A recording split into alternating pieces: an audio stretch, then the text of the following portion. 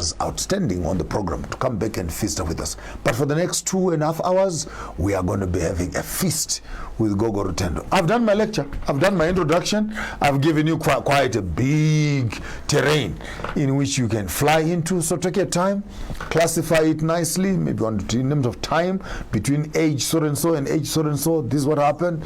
Age so-and-so, this is what happened. We are now here. What does the past has to say with where we are and where we are going? When we come back after the break, the next voice you're going to be hearing is Gogo Rutendo taking us through the ancient knowledge system of the Kemetic tribes. Don't go away. Your host, Maponga J, your program, Sankofa. Hello. The fourth industrial technology era has forcefully changed how every profession has been working for its clients. The world has become smaller than what we used to think. Imagine the ease of talking to a person who is in Australia, China, or Germany while you are in South Africa, as if you're just next door. The ease that globalization and the fourth industrial technology have brought to humanity entail doing business anywhere in the world as long as you have the purpose and the means. It is our expertise as MB Chabangu Incorporated to advise clients immigrating to South Africa on various permits and on opportunities for travelers who intend to sojourn in South Africa for a longer period of time. Ayé náà ti kéré ju èyí tí a rò lọ nítorí náà ìmọ̀ wa ní ìsìlọ àti òfin àgbáyé ṣe wá ní ọ́fíìsì àkókò lórí àwọn ìṣòwò ilé àti ìgbaniláyé láti gba ìwé ìrìnnà fún iṣẹ́ òkòwò. Ho MB Chabangu Incorporated re ba eletsi dinotari le basebedisi le di ofisi tsa rena kwa Pretoria, Johannesburg le Bloemfontein. MB Chabangu Incorporated e humanega ga bonolo go bareki ba rena. Go humana tlhagiso leseding ka botlalo re kgopela le re leletse mogala go 012 341 4187 go ba le re ngwalele lengwalo tsebile go admin@chabangu.co.za. MB Chabangu Incorporated, mo mathata a humanago tharollo.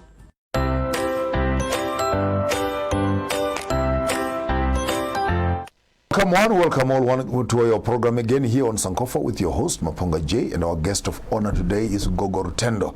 I want to throw the microphone into your hand. Take us through the great civilizations of humankind. As much as your knowledge system takes you, where do we start? And then what? And then what? To end up where we are now, we can say we're now moving into the globalization and technological civilization, or you don't want to call it the global village or whatever. But maybe just take us through the greater expanse of civilization according to your knowledge system. Where do we begin? Start at the very beginning with the creation of humankind and move with me to a human being holding a cell phone, sitting in a flat and say, this does not make sense. Thank you very much, Mkulu. I think, firstly, let's go into the name of this program, Sankofa, and which I think is a very important name. But more than the name, Sankofa, let's look at the symbol, which we know comes from the Akan people of Ghana. Now, it is a bird, and it is a bird that is looking back, onto its back, and sometimes it's got an egg that it is looking back on.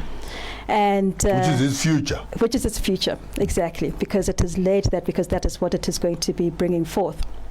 Now, it looks like a nice little symbol, but when we actually start unpacking this bird, we realize that the Africans of that particular civilization had one symbol that broke down a whole spectrum of science. So when we look at just that Sankofa symbol in and of itself, it talks about feedback systems, feedback loops. And we're talking about feedback loops, whether we're talking feedback in engineering. For instance, the same Sankofa symbol can be translated into an operational amplifier. It is an amplifier which says that if you bring a frequency or an input into this particular, what they call an operational amplifier, it will then become amplified, once it comes through, because spectrum, yes, exactly, because of a feedback loop. But we see these feedback loops throughout nature. We see these feedback loops through the predator-prey cycle cycle, in nature, how the population of a particular prey, is managed by the predator, and that's because of a feedback loop. When we look at nature, or when we look at the weather, for instance, last year we had one of the worst tropical cyclones that hit southern Africa as a whole, and the southern hemisphere, which was Cyclone Idai. And when we look at how it came about, it was because of a negative feedback loop, which is explained by that thing called Sankofa. We can use Sankofa in psychology. We can use Sankofa in economics. We can use Sankofa in mining. We can use Sankofa in harvesting our indigenous knowledge. Exactly. Going back, picking up those critical issues, and looping them up in the. You call the loop. You call the looping. The feedback loop. The feedback loop. Yeah. So that bird actually describes a highly complex phenomena through a multiple spectrum of disciplines. Now, when you were introducing yourself, you explained yourself in a number of disciplines, whether it is the fine artist, whether it's the musician, whether it's the theologian, whether it is the pastor, whether it is the artist, the philosopher. And this is how we as Africans traditionally and indigenously saw the world. We did not see ourselves as isolated. As a doctor, as a policeman. Exactly. It's almost like you absorb from everything else. Except that one thing. So when children are young, you're asked, what do you want to be when you grow up? And they're expected to give one answer. One answer. I want to be a nurse. I want to be a doctor. I want to be a teacher. Stay there. And you're supposed to stay in that lane. And to actually imagine that guys such as Isaac Newton, who were theologians, they ended up writing more on science than they did on theology. Exactly. But the background is actually a theologian. Absolutely. And where do we see an example of that in our Kemetic history? Because we're now going into Kemit. We look at somebody like Imhotep. Imhotep. You go slowly, by the way. Some of our friends are from scratch. Yes. This is the first time they are hearing names of their own ancient fathers. So when you talk Imhotep, and by the way, some of you are listening, Imhotep is the Egyptian deity, but within that Egyptian deity comes actually the naming of the greater African expanse in terms of a totemic understanding.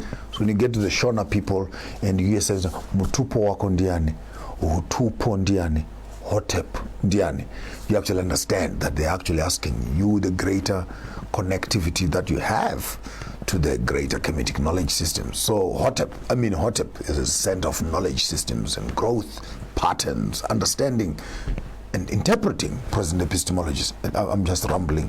You forgive me. Not I'm trying at to put context to your conversation. Absolutely. And it's wonderful to bring that context down to where we are now. Hutupo. Exactly. Hotep. Exactly. Hotep. And Hotep also means peace. So Imhotep was he who comes from peace. So let's just flag that, because that means something in the greater Kemetic cosmology. But as I was trying to describe Imhotep with reference to how you described yourself, he is the father of medicine. We often hear of Hippocrates as the father of medicine, but long before Hippocrates came about, we had Imhotep in Egypt. And if you go to the temple walls, you'll see very fine medical, surgical tools already designed. He was an architect, he was an economist, he was an agriculturist, he was, you name it, he was all of that encompassed in one. Was he human or was it deity? He was actually human. Hotep was a human being. Imhotep was human, responsible for the architecture behind the step pyramid, and of Djoser. One of the first pyramids that was built.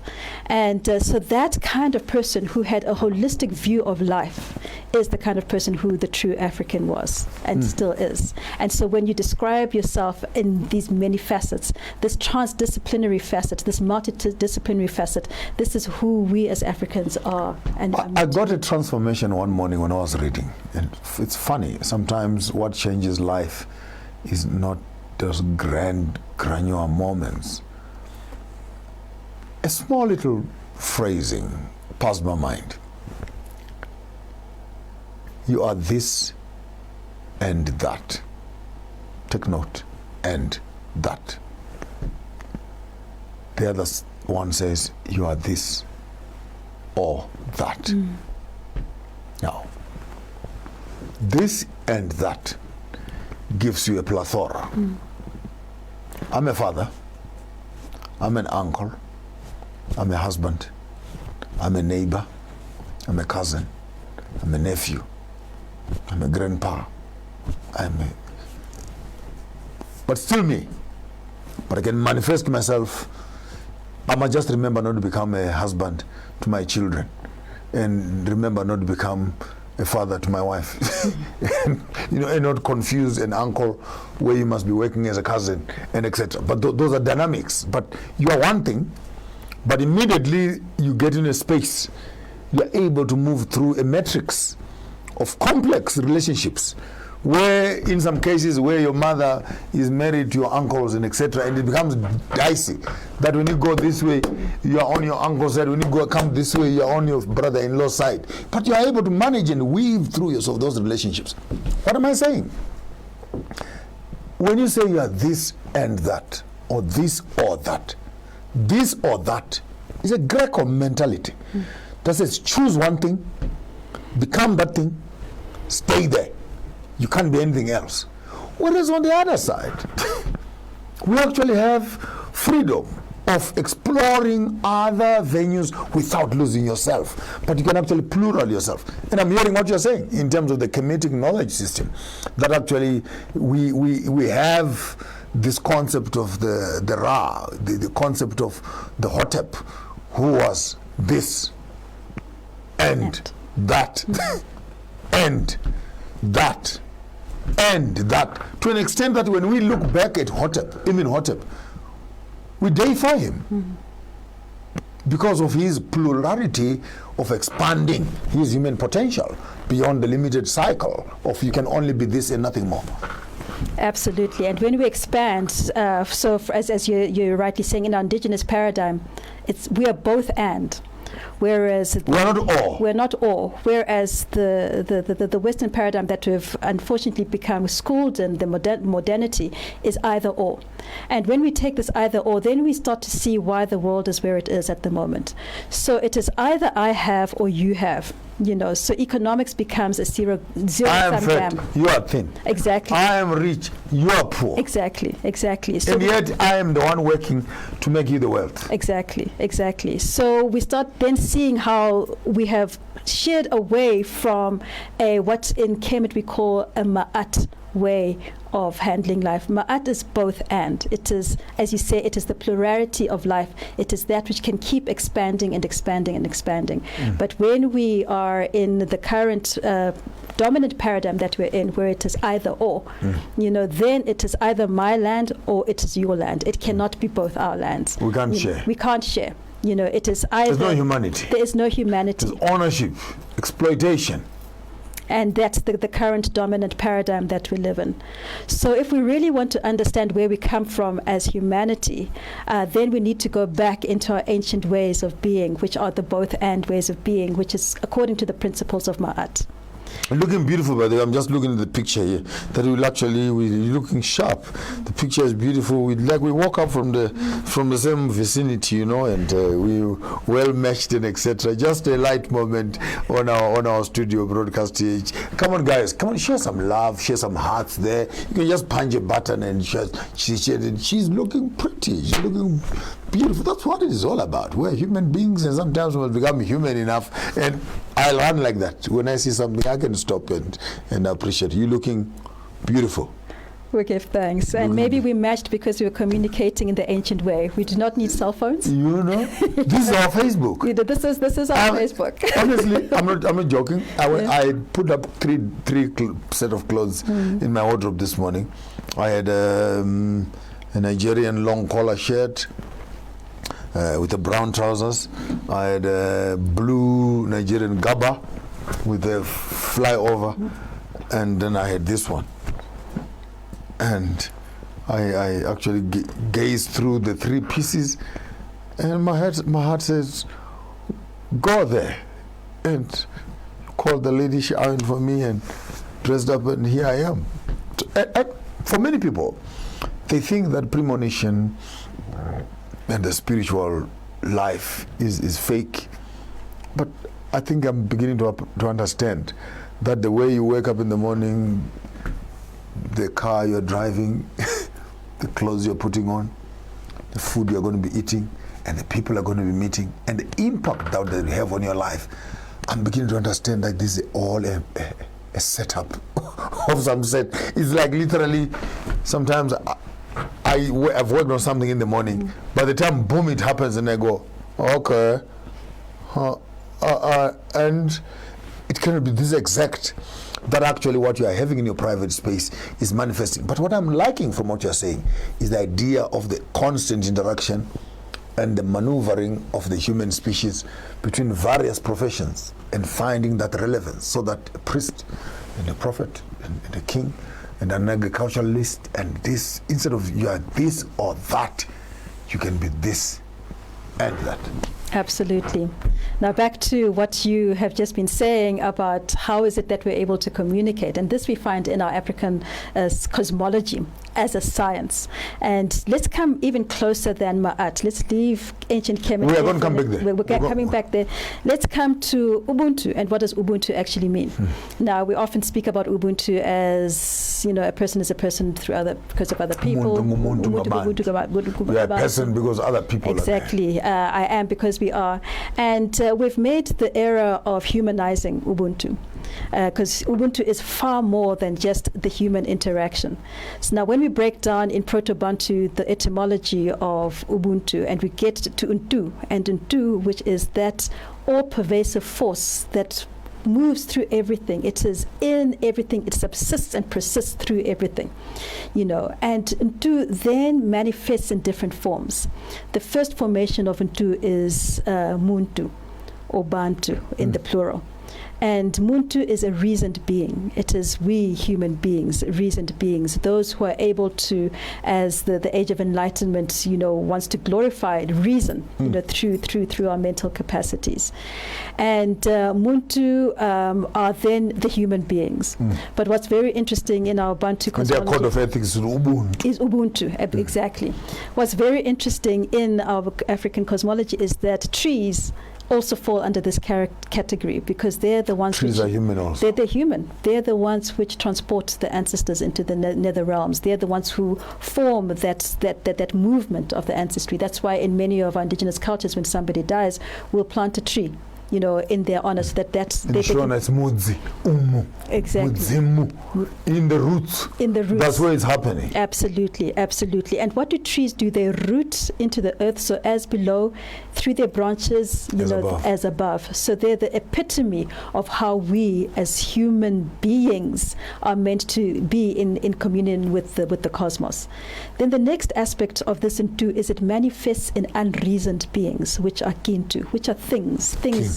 Into. Yeah, they say Maponga sena buntu. Exactly. Exactly. And these are acted on by Muntu or Bantu, you know. And as we've said, trees do not fall under this category. Trees fall under humanity. They fall under humanity. But what's very interesting is then the next one, which is Hantu. Now, if we go to Hantu. Now, so there's Ntu. Yeah, there's Ubuntu. There is this Hantu. Let's go through. Now, Hantu. I'm in class today, guys. Allow me to learn. It's my space. Now, if we go to Limpopo, we'll find a place called Hamulimo or Hamujaji, or yes. What does this actually mean? It's Ha. It's talking about time. It's talking about location. It's talking about periodicity. It's talking about locality. So, and it's telling us that time and space, exactly, time and space are collapsed into one continuum. So, Ha denotes time and space. Now, this is something which quantum physics has only recently discovered in the last 100 years, that time and space are actually one continuum. They collapse into one continuum. It's a matrimony. Exactly. It's actually, it births. Which one? How do you say it? Births, it births. Yes. It births interpretation to reality. Yes. Because when time and space meet together, That is a confluence. Exactly, that confluence of reality. Of reality is Hantu. Hantu. Yeah, and so Ntu also moves through time and space. So if this, and then the last one is Kuntu, which is a modality, which is something like fear, which is beauty, which is something you can't touch. Aesthetics. You know, exactly. So that's if Kuntu. Kuntu is the beauty of aesthetics. Hantu is time, space. Is time and space in colliding. Yeah. Then Ubuntu is the way you express yourself in your community. Yes. Then Tu is the force that lives and moves within the trees and humanity to create civilization. Wow. And now if I'm learning today exists in everything, then of course I can be a relative with an elephant, because Ntu is as much moving through me as a reason to as be, in the fish, as it is in the fish, as in the eagle, as in the eagle, as in the baboon, as even a locality, as in a site, as in Hantu, as a so when the African child's umbilical cord is cut, exactly, and it is buried in the ground, exactly, it is to connect the Ntu to the Hantu. Exactly. Am I sounding educated now? You're sounding very educated. Guys, we're coming back after the break. It's my turn to be learning the greater Kemetic knowledge system and making sense of our present generation. Now, my guest today is Gogo Rutendo, and we're having fun in the studio here, learning Hantu, Kintu, Hani, Antu, Puntu, Wunu. Yeah, it's getting interesting. Don't go away. We'll be back right after the break. Hello. The fourth industrial technology era has forcefully changed how every profession has been working for its clients. The world has become smaller than what we used to think.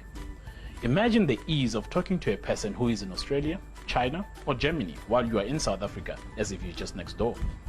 The ease that globalization and the fourth industrial technology have brought to humanity entail doing business anywhere in the world, as long as you have the purpose and the means.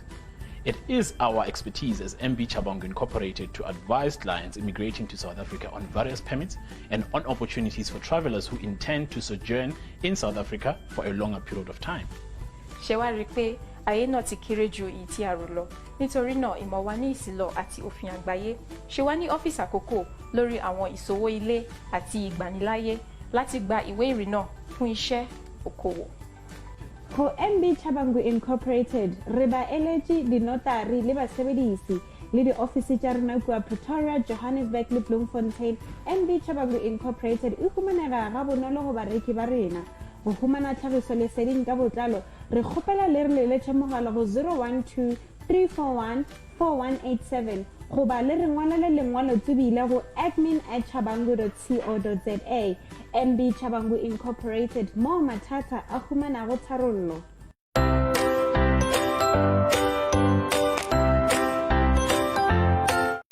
Tech Talk brought to you by Tamani Technologies and Systems. Tamani Technologies and Systems takes leadership in fourth industrial revolution. The whole world is facing a transformation. The revolution will be developed into the following stages: digitization, cyber security, Internet of Things, managed services, document management, and business applications. We provide business transformation and ICT solutions with presence in 13 African countries and 2 European countries. We are your leading partner in integrated platform providers, innovation leaders, standalone products, and innovation pace setters. Tamani Technologies and Systems, delivering value across continent. Tech Talk brought to you. Welcome one, welcome all, and welcome back to a wonderful and beautiful show here. I'm seeing there's a person called Susan Mangolis who is with us on the social media space, and she's saying actually Huntu, Wunu in Shona means that actually that's humanity. And someone in Angola also put a statement that says actually the Ntus and the Huntus in the greater Angolan space actually speaks also of the connectivity of human beings to the greater plural of the environment we are living in, which actually goes in congruence with what our Honorable Gogo Rutendo was telling us this morning, that human beings and trees are actually classified together, so that Wuntu, Wunu, Huntu is actually not just you living by yourself, but also speaks. In my book, So You Want with the Master, I put a chapter there entitled Ecological Intelligence, where in the midst of civility, if you have become numb to your environment, maybe you have stopped surviving and stopped existing, because how do you live without clean water, clean air, clean food, and etc., and all these things that you might think that you can undermine? They actually have a direct access and impact into a greater life space. You were taking us through the greater space of Ma'at, as being the bedrock of our conversation. And I interrupted your conversation there. I want to take you back a little bit, then we can sage back forward a bit. When you look at governance systems, when you look at modernity in its arrogance of civility, about bringing civilization to the world. And here you are, as a greater Egyptologist and a student of Egyptian knowledge systems. And you look into the face of democracy. And you look into the faces of all these modern systems of governing people, vis-a-vis the knowledge that you have of Kemit and the greater Imhotep himself. What would be your commentary when you look into the face of such arrogance? Well, I think first of all, we've just been speaking about Ubuntu, and Ubuntu is the same concept as Ma'at, if we now go back into Kemit, or what is often called ancient Egypt. Now, Ma'at was a construct, it was a deified construct, it was a way of being. It denoted the divine law upon which all things are placed. And that divine law, I'd love to say, is that which governs the way Untu, as we've been describing it, moves through all of existence as it is. Now, Ma'at is the principle of interdependence, interconnectedness. There's no independence. Interrelated. There's no independence. Not independence. Interdependence. So the human being, are interdependent. when you look at the ant, you and the ant are interdependent. We're in relationship. Husband and wife, interdependent. Absolutely. You and nature, interdependent. I like that. You just strike the chord in my spirit. You forgive me. Not a problem. I might look like sometimes I deviate, but when I get to an aha moment, allow me to enjoy it a little bit. So life is not about independence. Life is about interdependence. The other person, the other object, the other object that you may think they have nothing to do with you. Brings me to a story actually of these animals that we're talking, when one of them was actually had complained that the madam has been bitten by a snake. So this one comes and says, "Hey, my chance," talking to the barn of animals. "Hey, there's a problem in the house." So what's the problem? Says the madam has been bitten by the snake. And all the animal says, "None of my business. None of my business." 2 hours later, and someone says, "No, kill a chicken. Kill a chicken and make some chicken soup," and etc. And they came to pick the chicken. They chopped the chicken. And this guy says, "Hey, madam has been bitten by the snake." He says, "No, none of our business. Madam got sick and the condition was not getting better. So please kill a sheep. More visitors are coming."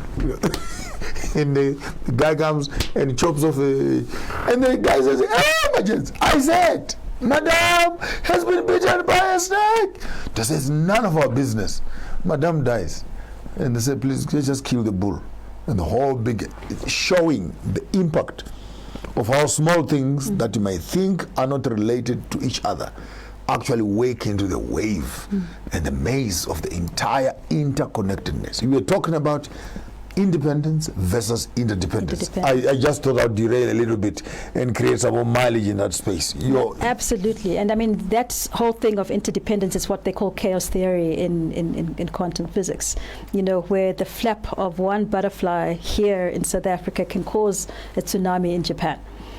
Because everything is interdependent. It's that Untu that moves through. So the intention, as you said, somehow we matched without knowing, because the intention was there, because we're all subsisting and persisting through this Untu that moves through us. And that is the interdependence of life. It is also the interconnectedness. We are connected to everything. Everything is connected. And interrelatedness. We are related. No, you're messing up my head now. Everything is connected is good. Yeah. But everything is related. Is related. Now that's deep. We're all related. That's deep. everything. And actually, if we look at the Native Americans, they tend to say all my relations, and when they say all my relations, they're talking about the two-legged relations, they're talking about the flying relations, they're talking about the mountains, they're talking about the caves, and that is my relations. All my Speaks, relations. to a Red Indian, it speaks of their entire connectivity or connectiveness to everything else that is around them. So the Red Indian has a relation with the water. With the water. Has a relationship with the air. Absolutely. Has a relationship with the four-legged animals. Absolutely. Has a relationship with the fish and the fox and the horse, his wife and his children. And that is life is about managing those relations. And that is what we have lost. We have lost that interconnection. You guys, you forgive me. I just have a moment. I just have a moment here. Wow. Wow, that's deep. That's deep.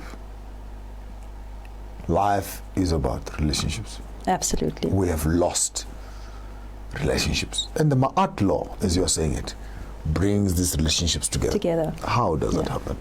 So unfortunately, we're now living in a time where we think we're apart from nature.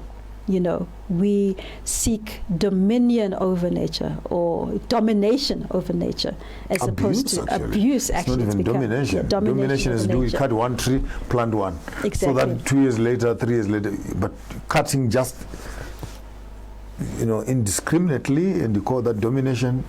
I don't think that we're glorifying or pontificating corruption.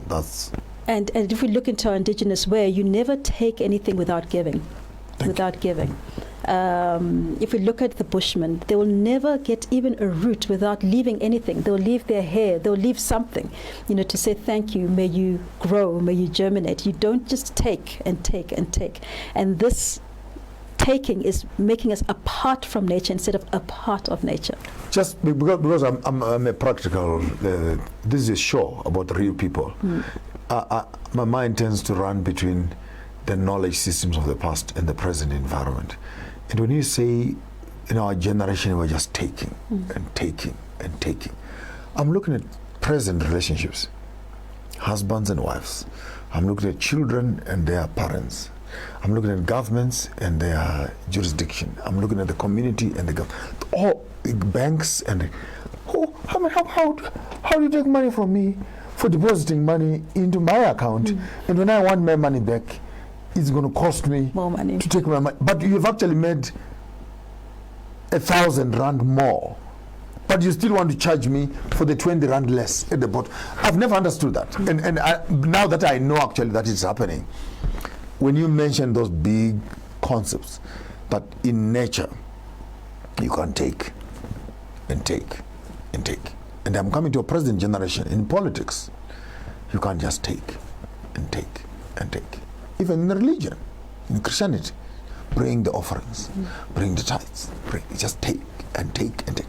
And you're saying there comes a time when the person who is being taken away from says, oops, the party is over. And that's where the greater cosmic conflicts, that a butterfly flies in Mpumalanga and it cries that, guys, there is rubbish in this world and there's a tsunami in Hawaii. Now I hear you. Absolutely, absolutely. And so this is all going away from the law of sacred reciprocity. That's what Ma'at is. Sacred? Reciprocity. Sacred. Reciprocity. Take us through where your students today. So Ma'at tells us about reciprocity. It tells us that if I am taking or I'm receiving, then I must also be able to give. And so it is sacred exchange. It is a sacred exchange. And that exchange is not necessarily an exchange of material, but there has to be even an intention of reciprocity. And this is what Ma'at bases its Guys, I don't know if you are listening here. If you guys could hear the science of relationships that I'm hearing here, that it's not even about you buying flowers. It's not about you buying your wife a Bentley. It is the intention that you are sending through, the energy that you are sending through. And by the way, to be honest is to say the other person never misses the intention. Absolutely. That one will get through. even if a gift is messed up or the gift is over precious or whatever, but the intention is always, finally when you're by yourself, say, oh, so you thought you'd bribe me with a car. The ultimate intention will always come out. So, and I'm actually fascinated when I hear you mention that it's not even in the abundance of gifts that matters, but actually that the human soul has an intention, and from the intention comes the multiplicity, the progress, the success, and etc. Absolutely. And that intention is what animates and do. So that intention is an animating energy. It's an energy that starts to animate and do, and then manifests in the way it will manifest on the other hand. And flowers. You know, whether it manifests as flowers, or whether it manifests as a tsunami, or whether it manifests as a divorce. You know, it will animate then do into. So what's the difference between do and karma? Karma. Well, I think they're interrelated, you know, because as you have done, so shall you reap their effects. You know, so because ka is knowledge, ma is mother. So karma, for me, is simply translated knowledge of mother. And knowledge of mother, if you must start cascading it down, it has to do with respect, dignity, and you would not want to do to anyone's mother what you don't want to be done to your mother. That's why the biggest swear word is if I call your mother. So ka, ma, ka, knowledge of ma. You pardon me before I also get carried away. No, absolutely. As you reap, so shall you sow. Whatever it is that you plant, that's what you're going to reap. You know, that's as whatever you sow, that's what you're going to reap. That's what you're going to harvest, and that's essentially what karma, you know, and that's the intention. The intention, it's an energy. It's an energy. So when we speak about an emotion, that is energy in motion. You know, what we project. It actually in Kemit we're told that it is an energy which is called wajit.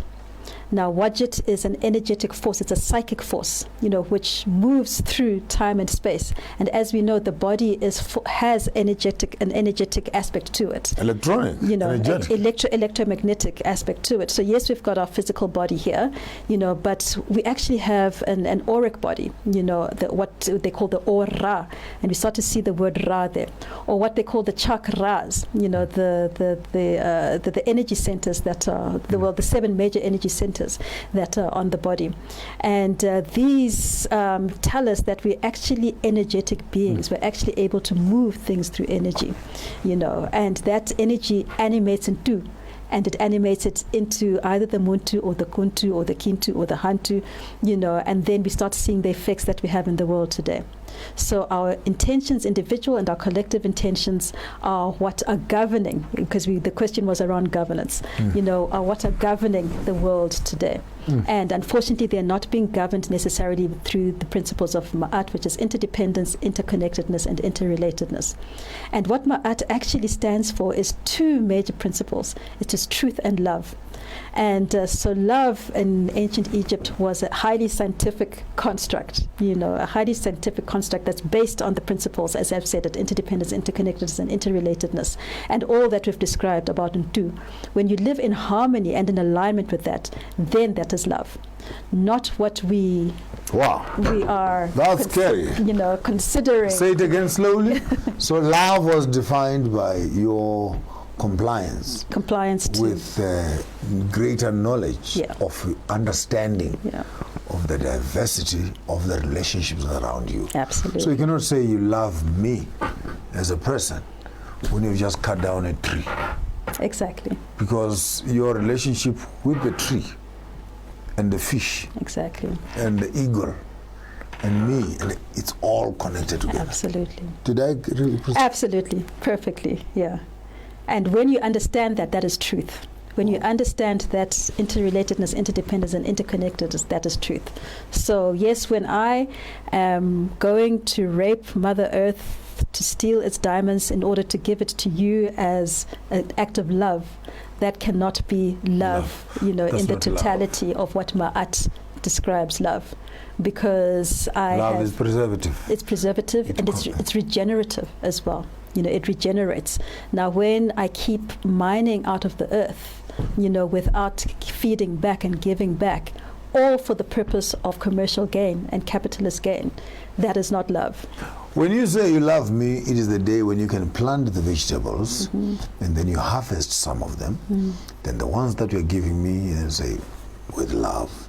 But wherever you have taken them out of, You've given back. you've given them back to where they're coming from. So if it comes to our interpersonal, this for me is like, it's a wow moment. I'm actually having some goosebumps on my back because it's giving me a whole new opinion about how to interpret my reality. What I could have thought when someone buys me flowers and say, I love you. Actually, that's not love. Tell me how many flowers you planted before you harvested these ones, so that where you took off, there is more that is coming. And love, therefore, has this, to me, that was like a wow moment, because you can never be giving away something that is destroying something, and then you say it is humanity. Humanity is found in finding the congruence, the intersections between me, things, and others. Did I get it? Did I hear it well? Absolutely. And when we're on the And when you're talking, I'm doing my own reflection. Absolutely. So it's my class. It's my master class. You are the teacher today. And when we're speaking of flowers and that interrelatedness and that interconnectedness and that interdependence, what is it that allows the flowers to blossom? You know, it is the bees and the butterflies. There you go. You know, There you go. and Messing up my head again.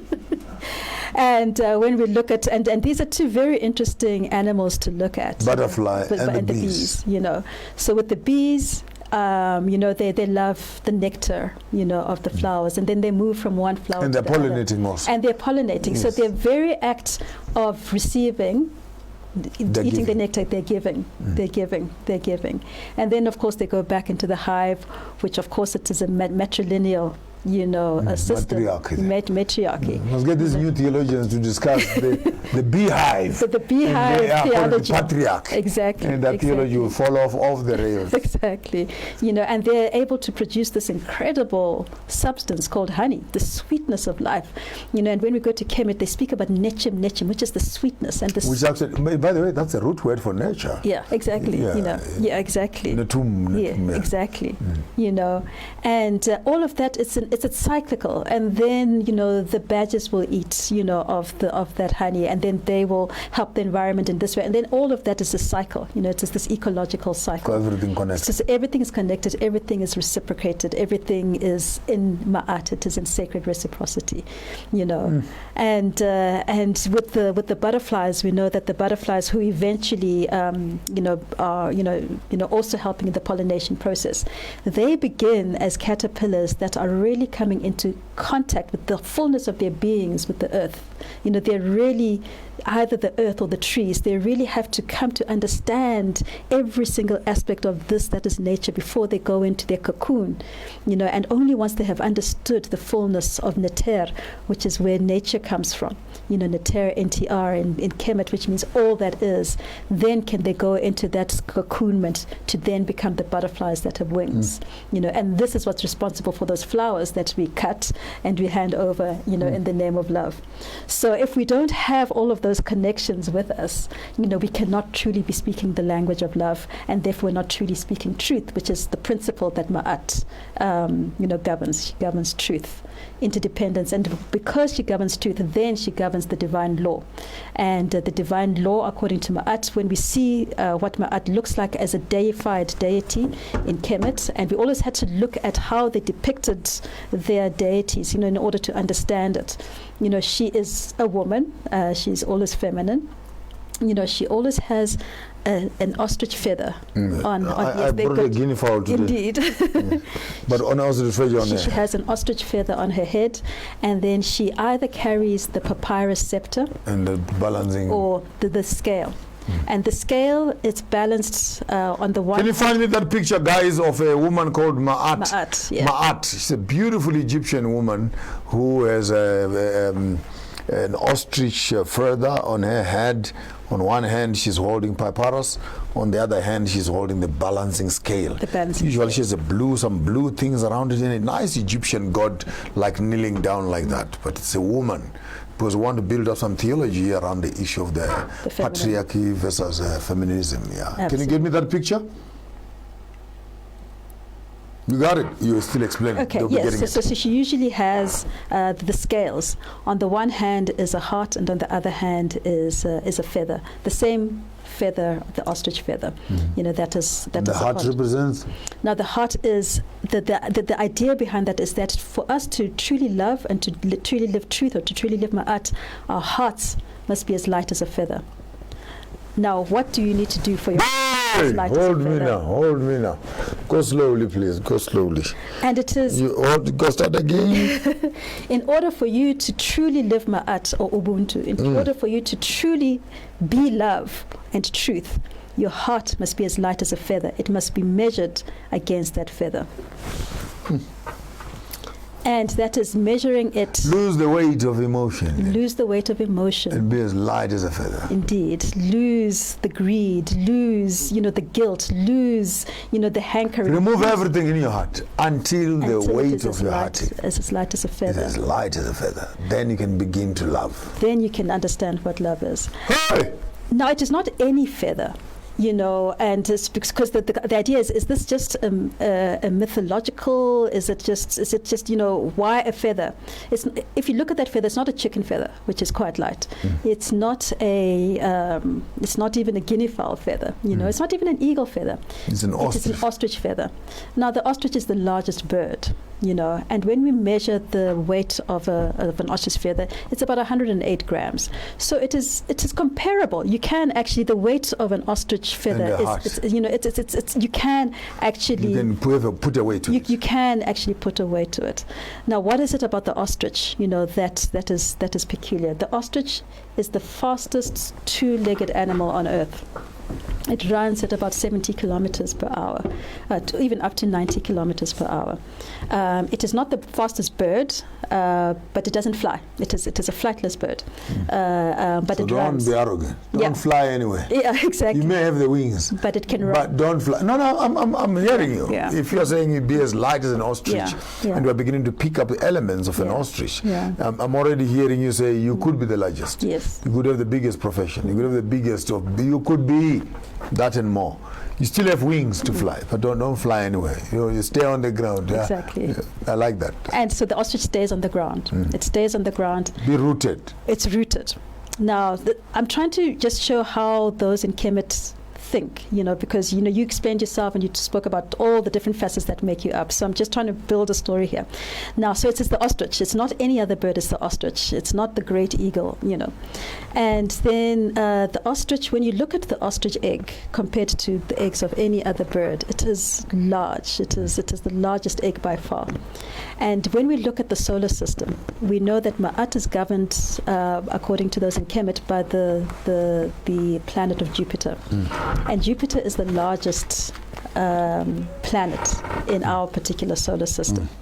And Jupiter is the one that governs truth and wisdom. It is the planet that governs truth and wisdom.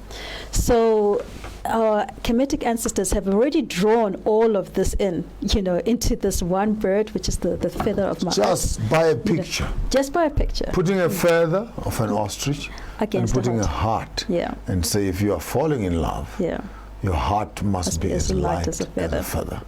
And yet you're already looking at cosmology there. Yes. Jupiter, how that governs the earth and etc. Exactly. Guys, it's my chance to learn. Give me an opportunity to dig in and get as much information as we can here on your show, Sankofa, with our guest of honor today, Gogo Rutendo, taking us through the greater spaces of ancient knowledge systems.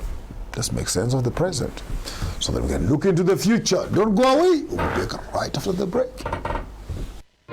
Tech Talk brought to you by Tamani Technologies and Systems. Tamani Technologies and Systems takes leadership in fourth industrial revolution. The whole world is facing a transformation. The revolution will be developed into the following stages: digitization, cyber security, Internet of Things, managed services, document management, and business applications. We provide business transformation and ICT solutions with presence in 13 African countries and 2 European countries. We are your leading partner in integrated platform providers, innovation leaders, standalone products, and innovation pace setters. Tamani Technologies and Systems, delivering value across continents. Welcome back again on your show here. Wonderful to have you this beautiful afternoon here on Sankofa with my guest of honor, Gogo Rutendo, taking us through some bases of the greater Kemetic knowledge system in the ancient knowledge of Egypt. Beautiful philosophies. If you want to fall in love, make sure that your heart is as light as a feather. And that is a conclusion of emotions, taking away everything else that is in your heart and remain with about 180 grams in your heart, which is the heart of which is the weight of a feather of an ostrich, and how that again translates itself into the greater cosmological space of Jupiter. And I'm learning. I'm a good student, yeah? Absolutely. Do I look like I'm writing notes? Well, I can see that you're calculating the notes. Yes, I'm tabulating them in my mind. Yes. And I thank you very much again. I would not exhaust myself to coming through and sharing some information with us on the greater knowledge of the Kemetic knowledge systems. Here we are. And a few years later, debating about the civilization of Africans vis-a-vis the civilization of the European community and the civilization of the Western community, which is the Americans and the Chinese, vis-a-vis the African. What could have been the problem? Where did the West get its technology? And why is Africa not maximizing on that knowledge system?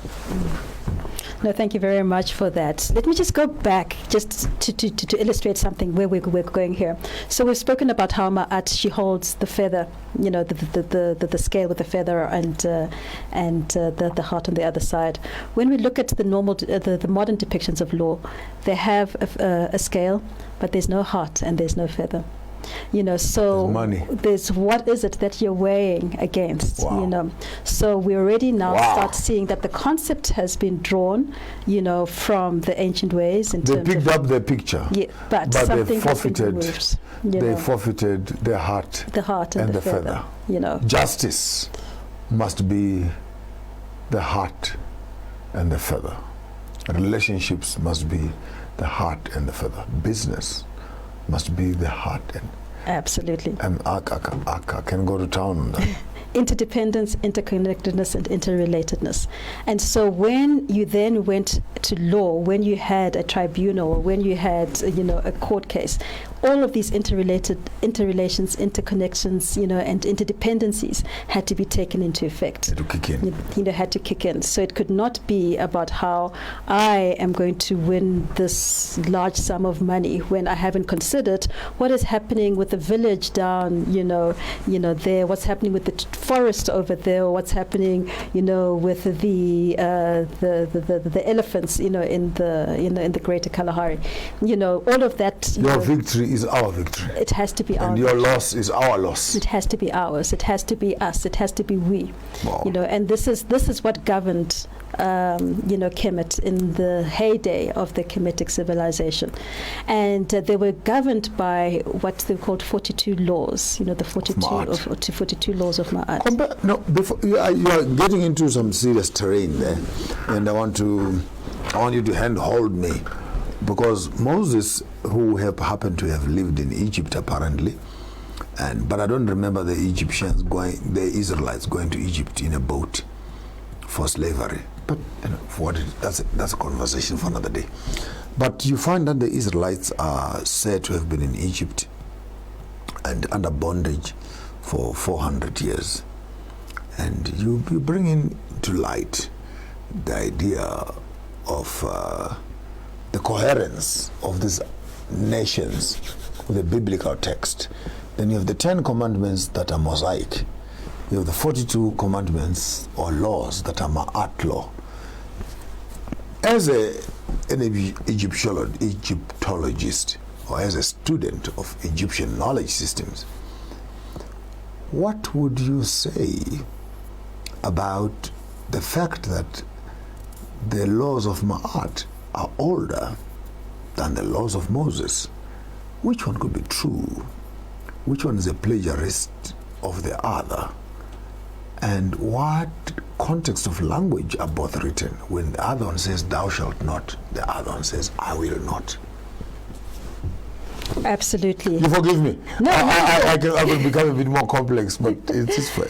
Absolutely, absolutely, and I think that's a very important point between thou shalt not and I will not, because in Kemit everybody had to assign themselves to the laws of Ma'at. It was personal responsibility, for those 42 principles. The 42. I will not rape. Yeah, exactly. I will not steal. Exactly. I will not. You needed to make it affirmative. It was affirmative. Rather than you waiting for me, thou shalt not. Absolutely. And you wait for me at the police station. So I'm not externalizing, I'm internalizing. And this is something that, in Kemit, all citizens, it was not just for the priests and the high priests, it was for all. If you were able to every night dictate, or recite those 42 laws and mark yourself against this checklist, then you'd know that, okay, the next day when Ra comes back up, you're ready to take on the new day. As what they called Ma'akeru. Ma'akeru is he or she who lives according to the truth, is Ma'akeru. And you did this every day until the time when you passed on from this realm to the next realm, when you passed on to the other life, to the into the halls of Amenti, where you'd be judged according to how you lived these 42 laws. And there you'd have the scribe Tahuti, you'd have Tahuti the scribe, and we'll get into Tahuti. There you'd have Anpu, or the who was really checking your heart to see, was it really as light as a feather? Did you really live according to the laws of Ma'at? So you'd be measured against this heart to see, were you really Ma'akaru? And if you truly were Ma'akaru, then you could move on to the realms of the ancestors, the great ancestors. If not, you still had reformative work to do, Now we have lost a lot of that, where I am held accountable every single day, and not you. So if I'm looking at governance, I need to look at myself every single day. What is my contribution? What is my contribution? So that you're not only waiting for the other people to respond. Exactly. But you also have something that you can contribute to the whole environment. Because it's interdependent, interconnected, and interrelated. And two moves through each and everything. It subsists and persists through everything. What we also know, just historically, the 42 laws of Ma'at were already inscribed thousands of years before the Ten Commandments. The Ten Commandments. Well, give us your own opinion. I'm a theologian. No feelings. Yeah. Let's just be honest and candid and cut to the chase. Here are people busy proclaiming that by the word of God and the word of God, and they're so obsessed about the Bible. In your own research and study of the greater Egyptian ontologies and etc., and you come face to face with the reality of the biblical text having been actually plagiarism of some of the Ma'at and Egyptian writings, how would you respond to that? Well, I think the Abrahamic religions are probably about 3,000 years old, if I'm correct. And when we look at the Kemetic, religious, or spiritualities, it predates that by at least 3,000 years, And what we know, if we go into the Kabbalah, for example, and we look at the Kemetic tree of life, the Osirian tree of life, we already start to see how there has been, maybe it's learning, maybe it's borrowing. I don't know whether we want to use the word plagiarism, I'm speaking like a modern day scholar. Okay. Where if I write my work and someone comes and grabs something from it, Yes. please give credit. Yes. You cannot walk around as question. Moses and say, thou shalt not have another God. Thou shalt not, and what you are saying is actually a direct extrapolation or hermeneutical understanding or plagiarism or photocopying or stealing or into your own space of religious expression. So I'm saying, so quite fully aware that on the same laws of writing, where the ancient has prerogative and priority over the latter, how would the Christian community justify their Bible being the true word of God when actually the true word of God is actually quotations and citations from the Book of the Dead, quotations and citations from the Book of Jasher, contains citation of the book of Enoch, the book of Maccabees, and etc., and the book of Jude. And so what part of... So I'm coming from that space, so you pardon me. Sometimes my head goes all over the place. But this is what I'm trying to draw out of you, that you have studied Egyptian knowledge systems, and here is a whole 60%, 40 some certain place of Africa that has become Christian. And in the midst of them becoming Christian, they demonize everything that you are teaching right now. Egyptian knowledge systems are demonic. They're satanic. They're antichrist. Stay away from that woman. She's full of demons. And they run away to the Bible. And here you are, with your understanding, for saying, hey, children, hey, guys, come back a little bit. Okay, here is it. Why are you saying that? Here is it. Why are you saying that? I struggle. That's my pain right now with the greater Christian space. I want you to assist me, maybe on this one, as to how do I deal with them. Well, I think just the timelines are enough to deal with it. Let's go to the temple walls. Let's look at the Ma'at laws. Let's look at when they were written, when they were inscribed. Let's look at, how when it was that, the 10 Commandments were brought into place. We have thousands of years in between.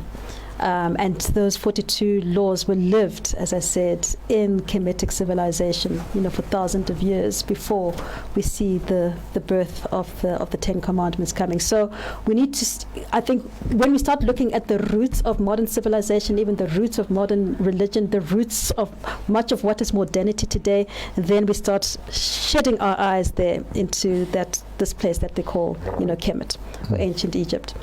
Now, this is Egypt, or ancient Kemit has become quite topical, and everybody wants to claim it, And so where actually was Kemit? I think this is a very important, topic. And, for some, they'll think it is that country that's called Egypt. In Cairo, at in the north of the African continent.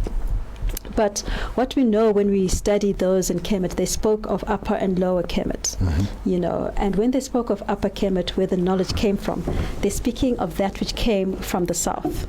And when they're speaking of that... That's towards Sudan, Libya, on the lower side. Yes, the lower side. Well, the northern side is just Algeria and the Mediterranean Ocean. Absolutely. And the east side is Israel. And the south side, the west side, we have Nigeria, Ghana, and etc. Yes. And how did that knowledge travel? It traveled with this incredible river called the Nile. Now, the Nile is the longest river in the world. It is more than which also flows, the only one that flows the opposite direction of all of them in the world. Exactly. It flows from south to north. It is more than 6,000 kilometers long. It arises either in the highlands of Egypt, of Ethiopia, or the Great Lakes region. I went. Don't doubt. Yeah. I was there at Jaja. Yeah. Right in the lake, in Lake Victoria, and you get a boat and you move to the center of the lake.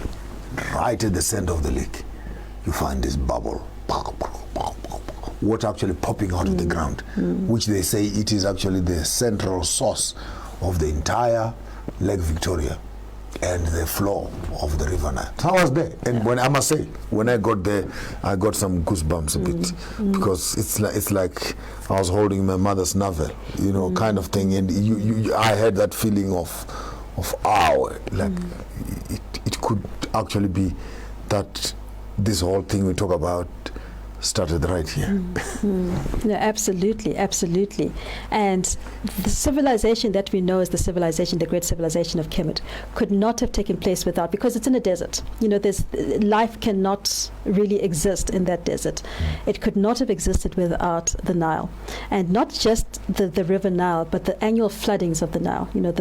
Before it was dammed, it would flood annually, periodically. And what would it flood? What did it bring up? It would bring up this black sand, and so when they speak about Kemit, they speak about the black land, they speak about the land of the black, and it would bring up, and this is what was responsible all the siltation from the mountains. Exactly. Beautiful, rich soil. But it is with the shadoofs. Exactly. They started plowing along the along the banks. And it was not just water that, if we follow the way Kemetic cosmology works, it was not just water that flowed from the south to the north, but it was also knowledge that flowed, along the banks of the river. So by the time you get to those great civilizations, as we know, there are pyramids actually in Sudan. More pyramids in Sudan. Pyramids in Sudan than there is in Egypt. And in Nigeria also, in parts of Mali, there are some pyramids there. So the knowledge has been traveling up. It traveled up through time. And remember Hantu, we're speaking about space, time, and locality. So when we speak about Kemit, we're not speaking about just a period, a place, which is how we usually look at it. But we're also speaking about a movement from the south to the north. Along what did you bring with you? Along what they call the Nile Meridian. Now, let's just try and understand, how to think about this.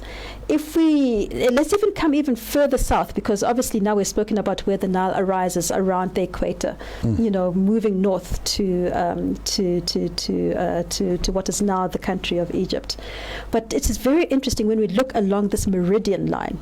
And I think we've spoken about it before, where the Nile is. It is around 31 degrees to the east, and this meridian line is the line upon which the Nile is running. And this is what in Kemit they called Zeptepi, the Nile Meridian of first time, the Golden Meridian. And what we find along this meridian is many interesting localities and many interesting inventions, moving along. And it takes us all the way down to the south. When we say that Upper Kemit was the south, moving up to the north, all the way down to the south. And this is where we go, perhaps, let's go to Mpumalanga. And in Mpumalanga, we have many interesting things. In Mpumalanga, we have in the Lebombo Mountains, in the border cave, what was found was the oldest known lunar calendar in the world. And this lunar calendar was inscribed on the fibula of a baboon. And I know this is your totem. So...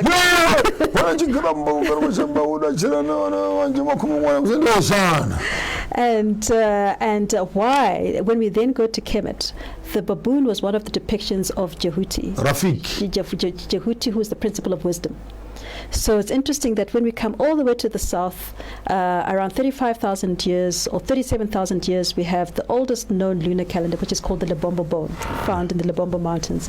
What's written on that bone?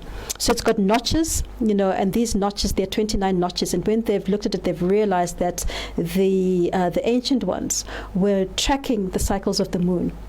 And what they also found is that when they tracked the cycles of the moon, the cycles of the moon were cycling with the cycles of the female, the pubescent female.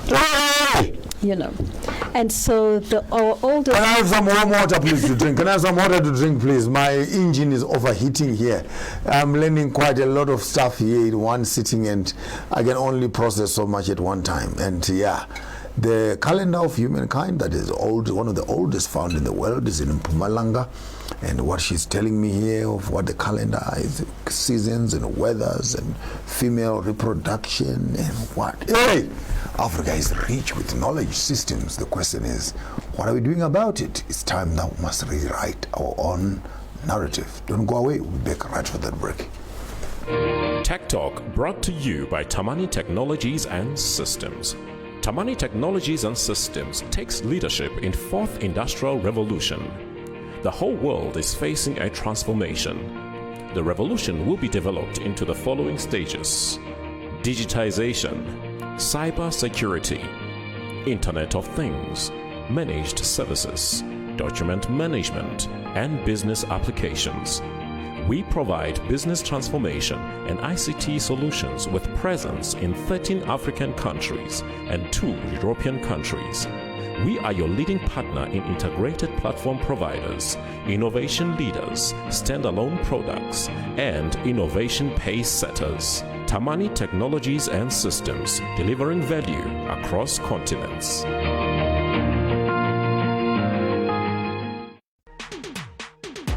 Feel the heat.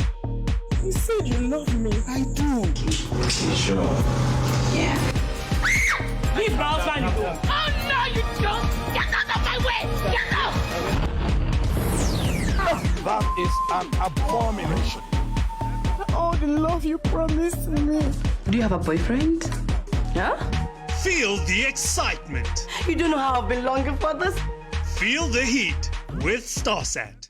China's saying that the latest outbreak is under control. Feel the heat. The cabinet has decided to ease restrictions on certain other economic activities. I don't want to be a white person who sits by and does nothing, so that's why I'm here today. Feel the excitement. We are here to unite, because what we are fighting for is to stop institutional racism. Feel the heat.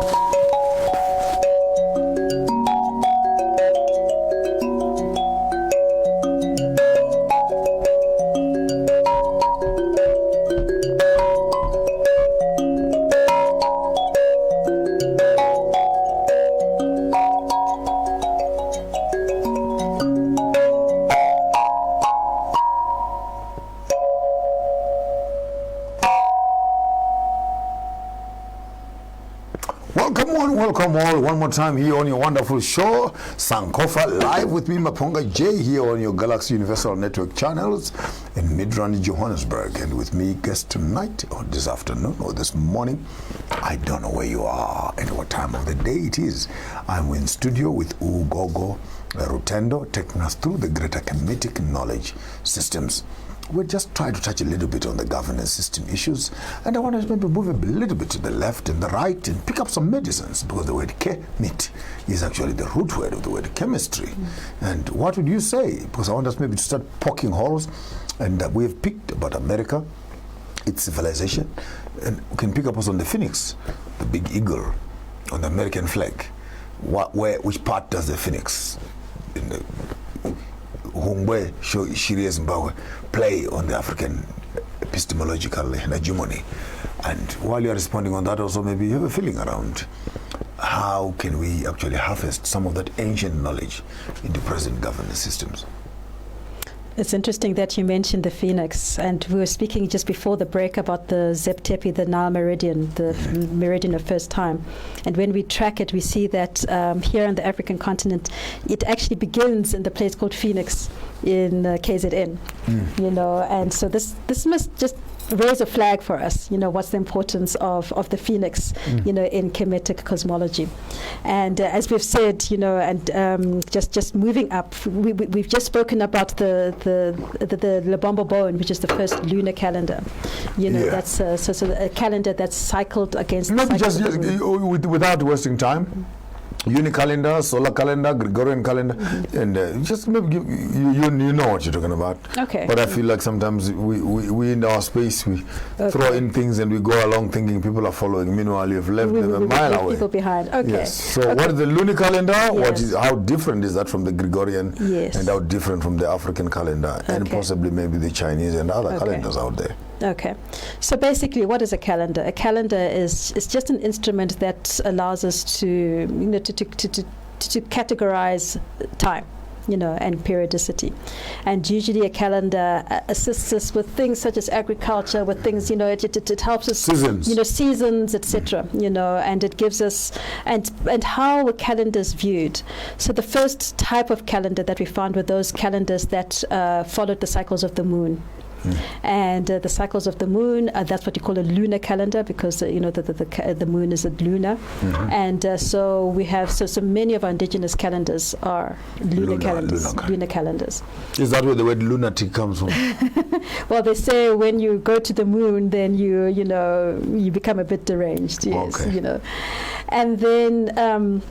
The next are those calendars that were cycled according to the cycles of the sun. And these ones are specifically cycled according to seasons. According to solar. So there's a solar calendars.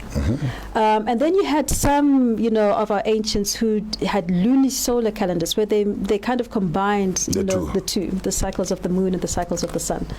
And then you also have stellar calendars, which are cycled according to constellations of the stars, or the celestial bodies.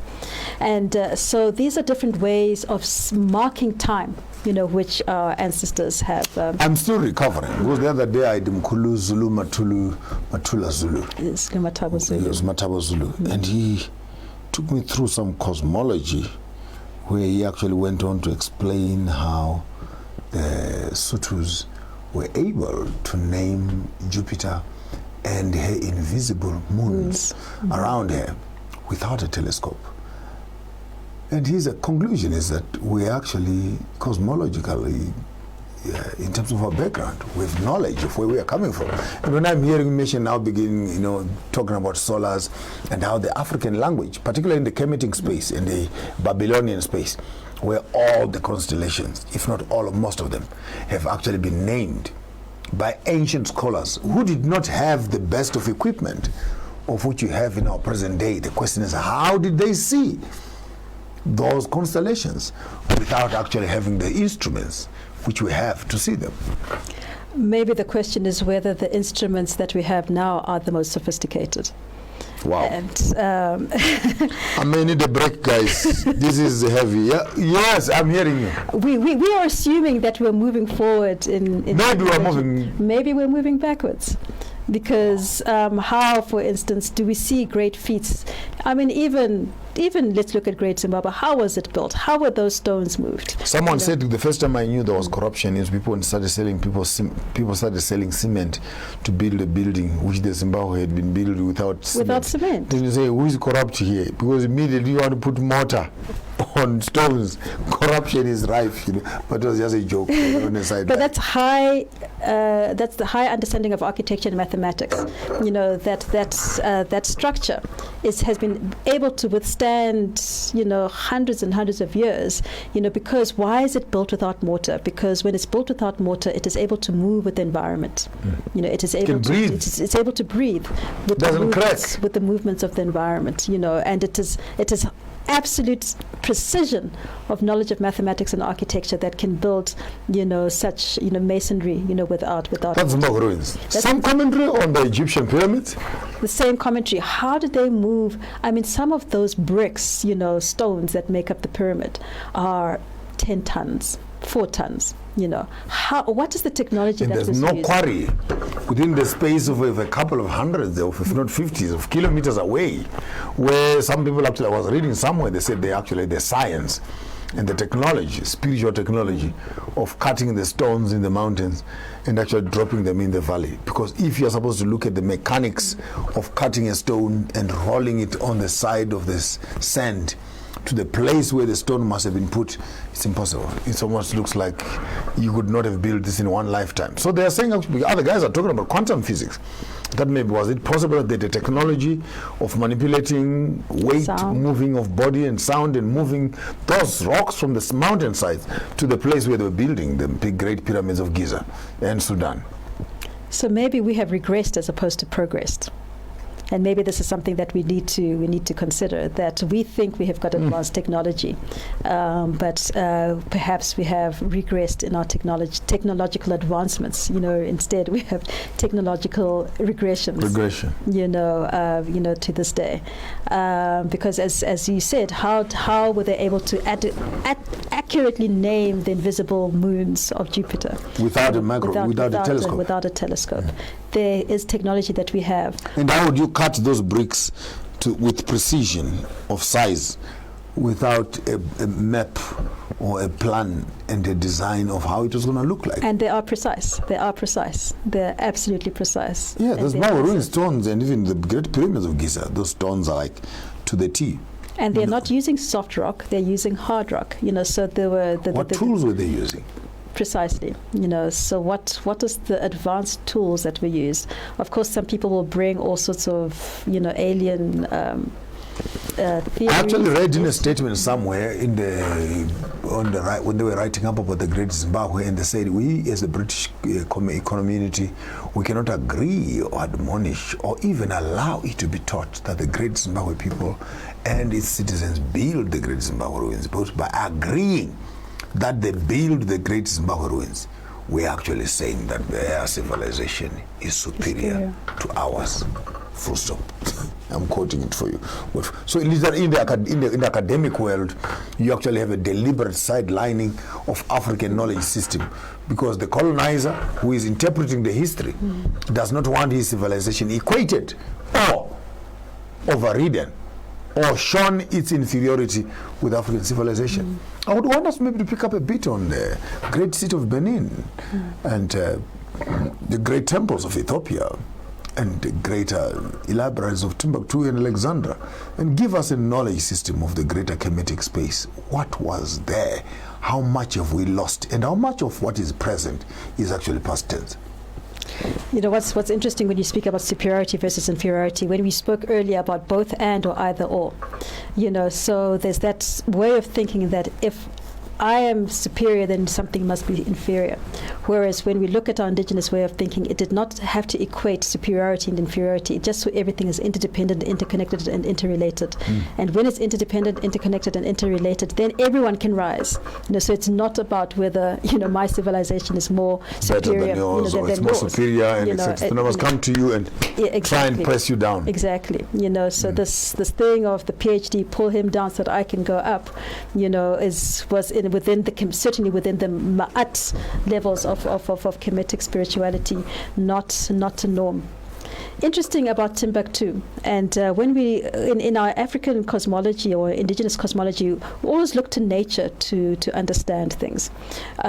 So what's very interesting is we have 4 big rivers in Africa, or 4 very significant rivers. We've got the Nile, which you know is the longest river in the world. It's the river that moves from south to north, and that movement from south to north is what has taken the knowledge, you know, which then built the great empire of Kemit. Let me just if you look at the papyrus, the actual plant, that what it looks like. It's a stalk, and then it has this kind of, you know, bushy mushrooming out, and it looks, if you look at it, it actually looks like the Nile and the Nile Delta. Yes, because of the front, the leaf itself. Exactly, you know, and so it starts giving you clues that the roots of the Nile is in the south. You know the root of where it gets its knowledge. It moves up into the Nile Delta. So just looking at the papyrus itself, and then looking at the deities that are holding. Who is the mother of writing? Let's cut down the story.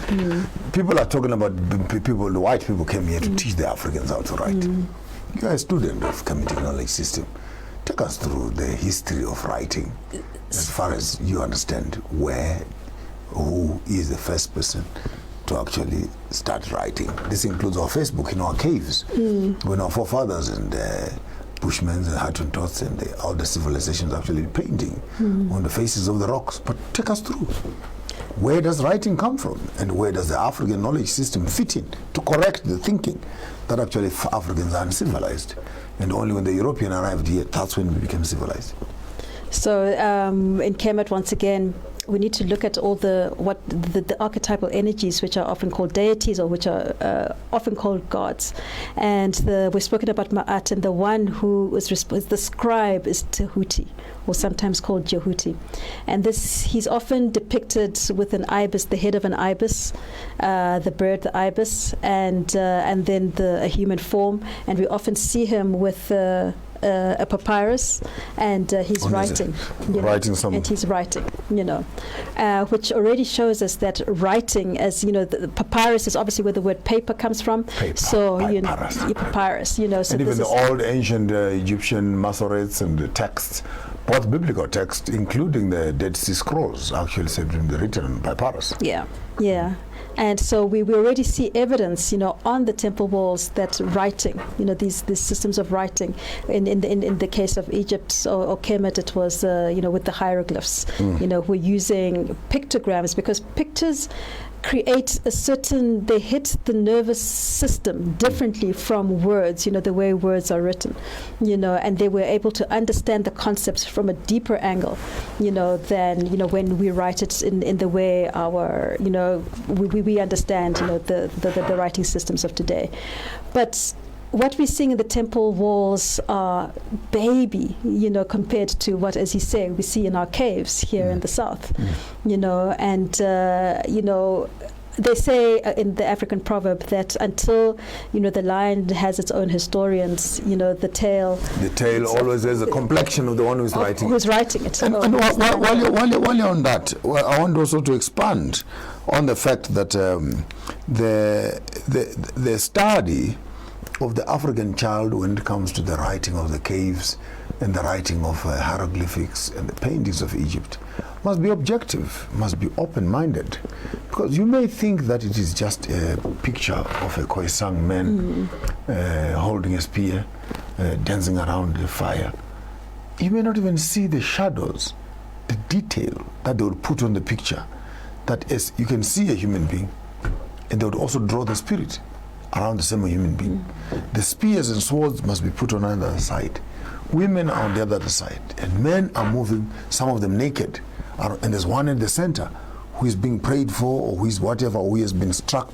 And you look at this picture and you understand there's technology here, there's spirituality here, there is masculinity, femininity, there is priesthood here, there is animal husbandry here, there is agriculture, there is separation of tasks here, there is invention of minerals and digging of those minerals, shaping them into weapons. And if at a glance at the picture, immediately you step back to say what has gone into this picture in terms of what you are seeing there. You may just discover that actually there's a full library. Absolutely. Which takes you to the peak of technology of the day. Absolutely. To even say they even made the paint out of whatever chemical they made it with, and to date it is still holding. How many hundreds of thousands of years later? Tell me that if our universities would chip a bit of that rock and try an active ingredient to find out what exactly is, would we not be painting our houses also once every 3,000 years? Absolutely. How many this times is how we have convert to be yeah. indigenous knowledge into present technologies. Absolutely. And I think the error is in the misinterpretation of what those our cave paintings are. They were actually libraries with very in-depth knowledge, not just knowledge of yesteryear of the time that our ancestors were there, but also they're giving us codes for the future. Why would they have made them last so long if they did not want those who were going to read remember them, to see them?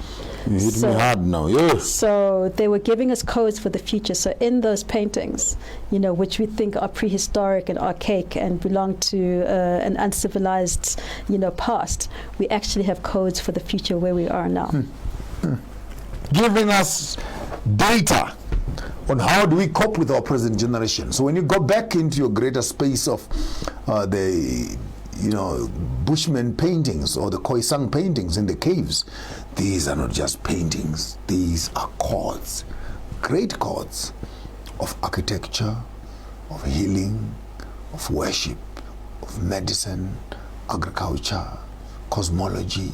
Just pick up any picture and have a look at it and tell me that you don't see the entire community protecting around one ideology.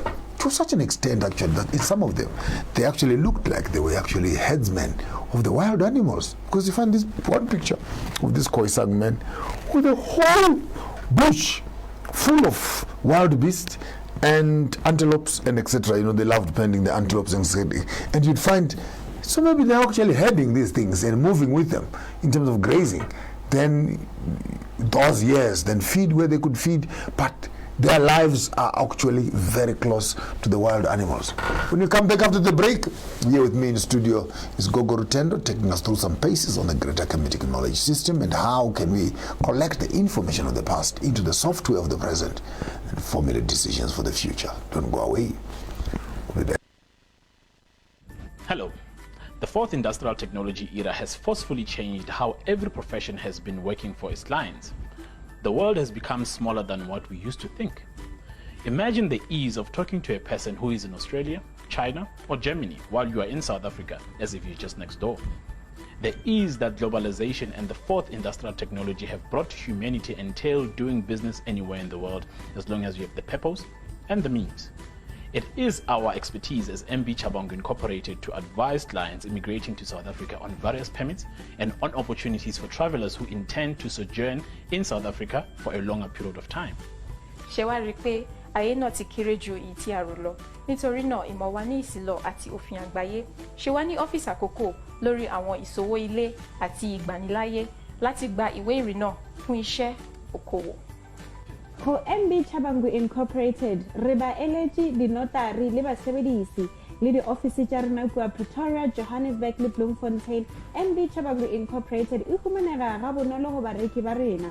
Go humana tlhagiso leseding ka botlalo re kgopela le re leletše mogala go 012 341 4187 goba le re ngwalele lengwalo tsebile go admin@chabangu.co.za. MB Chabangu Incorporated mo mathata a humanago tharollo.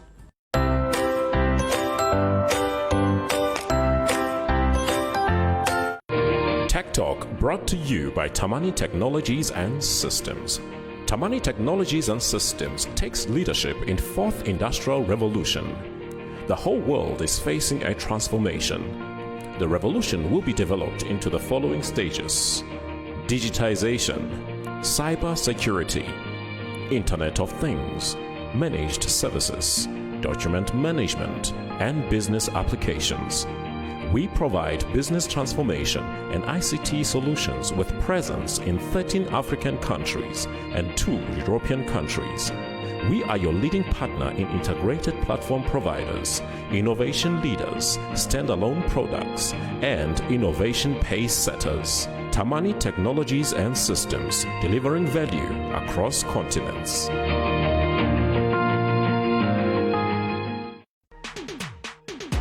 Feel the heat. You said you love me. I do. Sure. Yeah. Leave Miles and you go. Oh no, you don't! Get out of my way! Get out! That is an abomination. Oh, the love you promised me. Do you have a boyfriend? Yeah? Feel the excitement. You don't know how I've been longing for this. Feel the heat with Starsat. China's saying that the latest outbreak is under control. Feel the heat. The cabinet has decided to ease restrictions on certain other economic activities.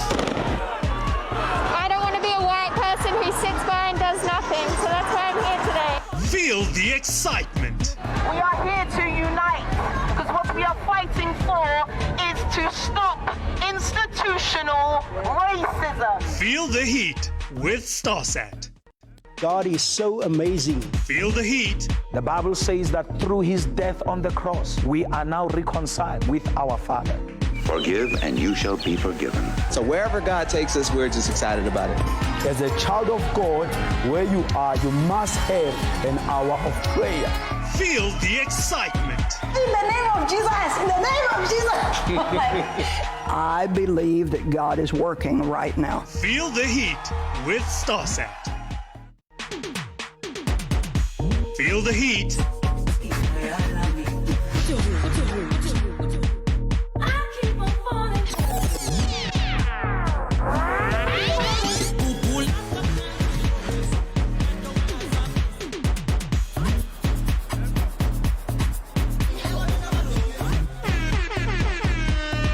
Feel the excitement.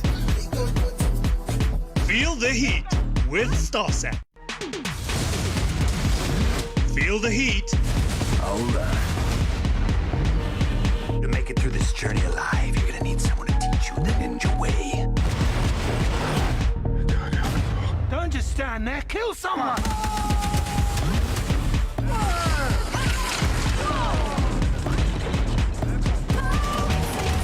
Feel the excitement. Feel the... Welcome one, welcome all. One more time here on your wonderful show, Sankofa, with my guest of honor for this wonderful morning is none other than Gogo Rutendo, and a student and a scholar in her own right in terms of the greater Kemetic knowledge system. And she's taken us through some paces of paintings, of drawings, of writing, architecture, medicine, governance systems, and everything else. Just literally, we're just stretching you. And feel free if there's something that you want to share with us.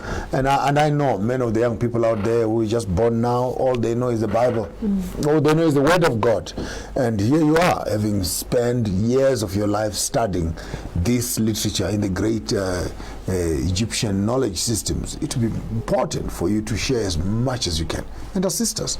Maybe see both the biblical text and the traditional text in the same light, and which one could be more mature than the other. Thank you very much. It's interesting we're talking about, I think let me speak about what I like speaking about, which is the African feminine ecosystem. And which is when we look at feminine archetypes as depicted within our Kemetic cosmology and how that plays out in our African history. And maybe it will help us to understand a bit of why we are where we are, today, or why we're not where we should be.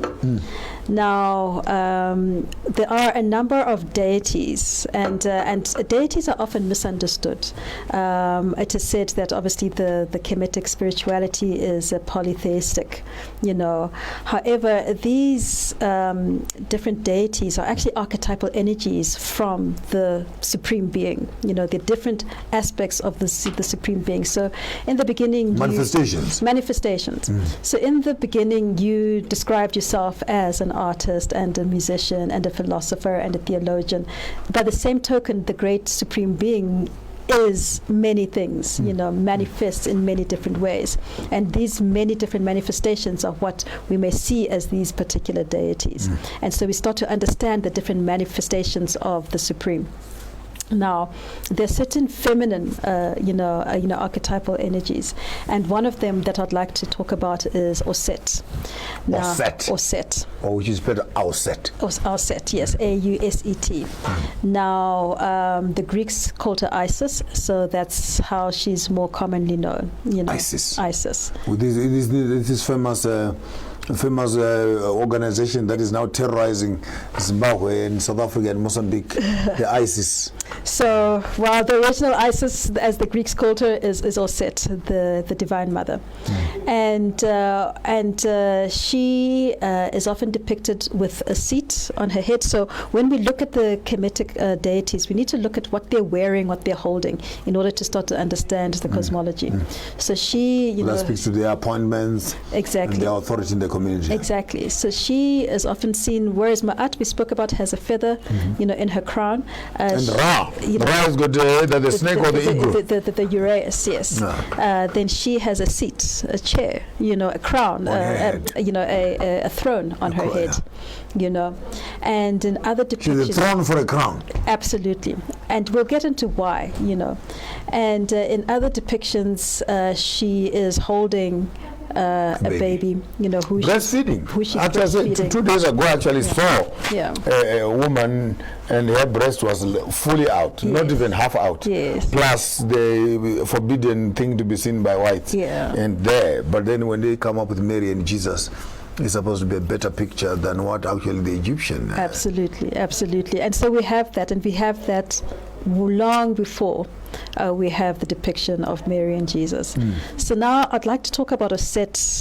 I think you wanted to start leaning towards the Bible.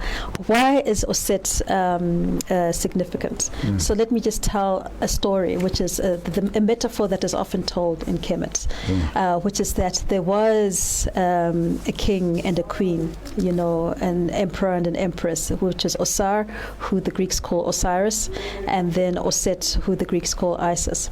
And they ruled the entire Kemit with Ma'at.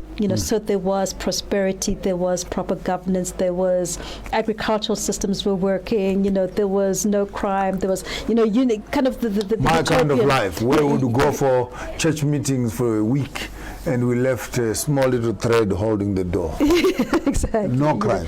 No crime. It was just prosperous. People had all they needed to eat, so there was no need for the zero-sum game of trying to take from you so that I can be rich. So everything lived according to those principles of interdependence, interrelatedness, and interconnectedness. Now, Oser's brother Set gets jealous and says, but why is my brother on the throne, and not me?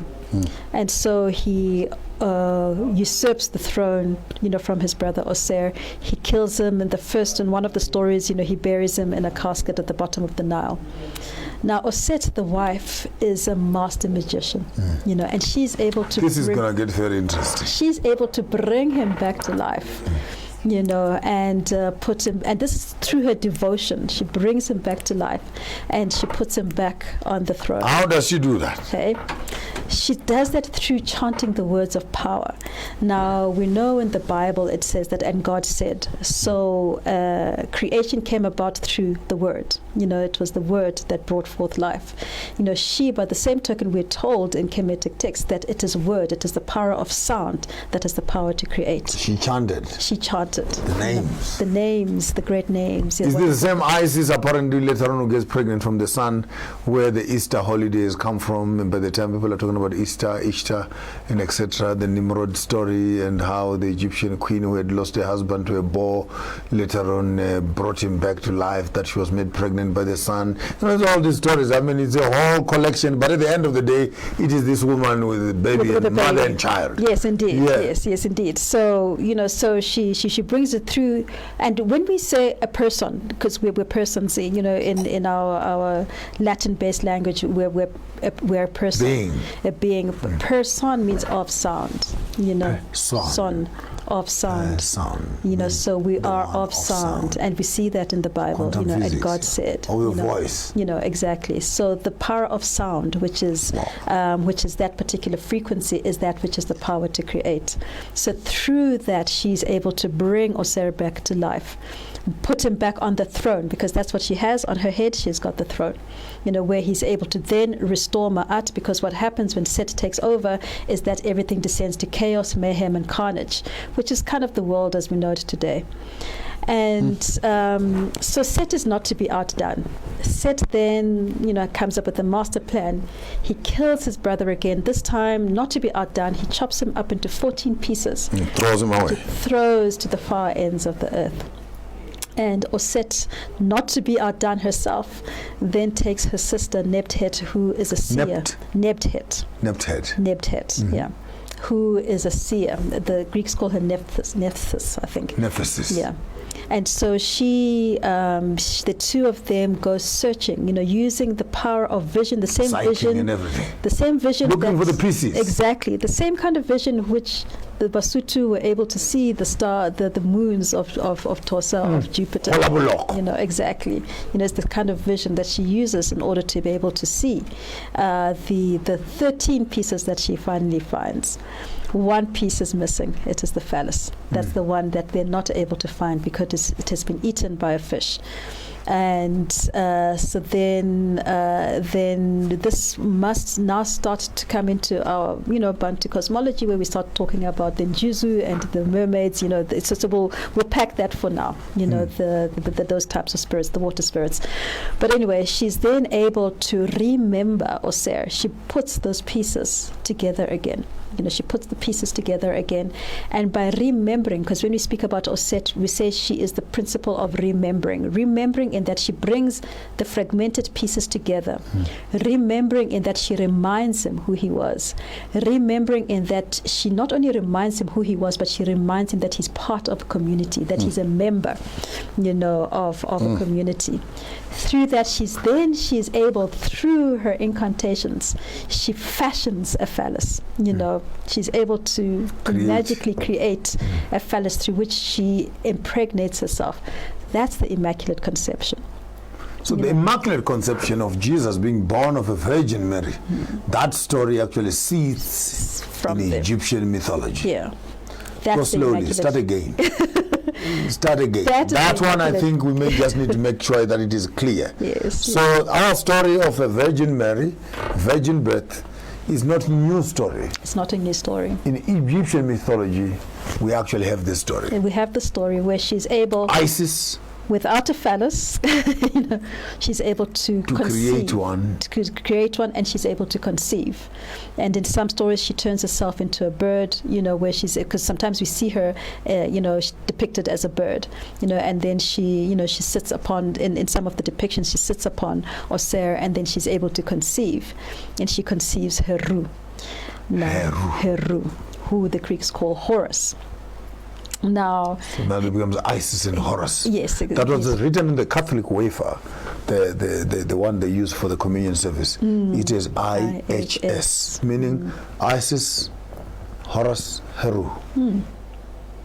Interesting. literally. Yes. And on the big crown of Christ, when the death of the Messiah, they write INS or IHS, which almost says exactly Christianity is actually depicting, rewriting, or even exaggerating the greater Egyptian knowledge system. Yes, indeed, yeah.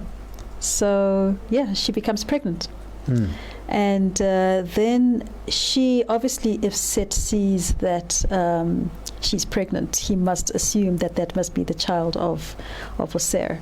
So then she hands over the pregnancy as a surrogacy to her sister, who then carries the Heru until, so she's then, Nebtet becomes the principle of gestation, or in other words, she's known as Het Heru. Het Heru is the house of Heru. She's the one who becomes pregnant with Heru. And then, of course, they go into hiding, where between the aunt and the mother, they teach him the great mysteries. They teach him, all that which we see in the Bible. Mary was obviously teaching, teaching Jesus, from birth. So Isis is teaching Heru. Teaching Heru, because she knows that he ultimately has to overcome Set. Who is the devil? Who in the Christian space? Satan comes from that.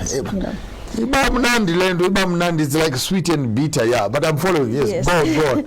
And so when Heru comes of age, and when we look at the word Heru, we realize that that's the word hero comes from. And when we see all these superhero movies, whether it's Superman or Black Panther or any Batman, Wakanda, all of that, we're speaking to this principle of this one that rises, from night into day.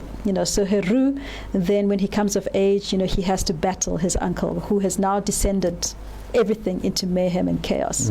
And this mayhem and chaos, that he has descended into, at first, Heru knows that he's the son of Oser. He knows he's the son of the king. So he's arrogant, and at first, he's got what they call the arrogance of youth. And his uncle is easily able to defeat him, and he becomes blind. So he goes from being Heru the naive to what they call Heru the blind. He's not able to see. And then that's when he needs the principle of wisdom, Tahuti, who then comes to him and gives him back his eye. The eye of Heru, the Uchat. And with that, not only does he have his eye back to see, but he's also given the principle of insight and foresight and hindsight. He's actually given what they call 360. Circumspection. In the circumspection, he's able to see from all angles. And with that ability of the falcon, the ability of the hawk, then he's able to then overthrow his uncle and take up the throne again and reinstate Ma'at. Now, he does not kill his uncle, but he allows his uncle to come into his true knowledge of who he is. He becomes one of the oarsmen of the boat of Oser, in the underworld. Oser, who's become the king, the lord of the underworld. And so he draws on Ma'at as a way. And implements it actually to protect the same uncle who could have killed him. Who he could have killed. And he brings back Ma'at. Now, none of this would have taken place were it not for that woman. None of it, Osiris. Oset. None of it would have taken place. So she might not be sitting on the throne, but she's responsible for the throne. And that's what we see in our indigenous cultures in terms of the Queen Mother, the role that the Queen Mother plays, or the role that Makazi plays, in leadership, in governance. We already see it there, in that in that archetype, But we also see in that, she is the one who governs birthing. She's the one who governs motherhood. She's the one who governs. Maybe you may want to take just a small little branch on the left there on the ancient methods of delivery in Egypt, in terms of the Egyptian stool for the women who would be able to sit on a chair and then do delivery. What would you say about the antenatal or the pregnancy section of the Kemetic knowledge system vis-a-vis our present knowledge systems and C-sections and all this cutting of our women during childbirth? So sometimes what we see, depictions of Osset, we often see her sitting in a squat. And this squatting position is important. When we look at our Bushmen, we often see them sitting in squats, and the women as much as men, they sit in squats. Why is that necessary? Because it builds the muscles that are responsible for firstly holding the pregnancy, but also for delivery. Now, this method that we have of the current day of women giving birth on their backs, it's not natural. Firstly, it's against gravity. It is not a gravitational. Because they're already lying flat. How does something come out? Even some of the guy actually, I saw a technology where they say you must put some few bricks on your chair so that when you go to your bathroom, actually you need to sit at a certain angle so that actually you are able to empty your bowels. Exactly. But the modern seat rather, it puts it almost at 90 degrees where it's not easy to and hence the traditional toilets where you literally have to squat would actually become the most ideal for completely ideal, and they build all the right muscles, which unfortunately our modern systems, we've become weak. We've become weak, and because our muscles have become weak, that's why we do need a higher incidence of things like cesareans, etc. Because we were, in push.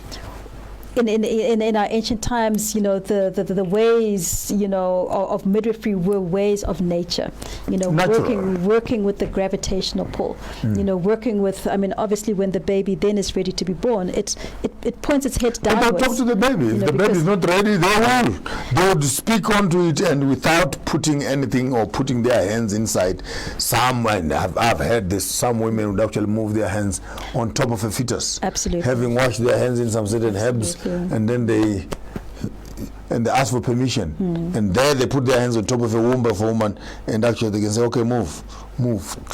Then that child would actually move and align into the right position. In the right position to come out. Yeah. And so that's why we see the stool, in ancient Egypt, in Kemit. We see the birthing stool, because that allows you to be in the optimum position anatomically to give birth, which unfortunately this day and age we are not following that. And then we wonder why we have so many complications. So, ladies and gentlemen, we are here with Gogo Rutendo, taking us through from the first time we started talking to her. We were actually looking at the greater architecture and of the greater Kemetic knowledge systems. We went into community construction and governance. We went into architecture. We went into childbirth. We went into writing and literature and a bit of historical archives, cosmology and everything. The world just keeps on getting deeper and deeper and deeper as we're actually unpacking these greater concepts of how do we as Africans actually interpret our own realities. And I think let me take a small little short break right here.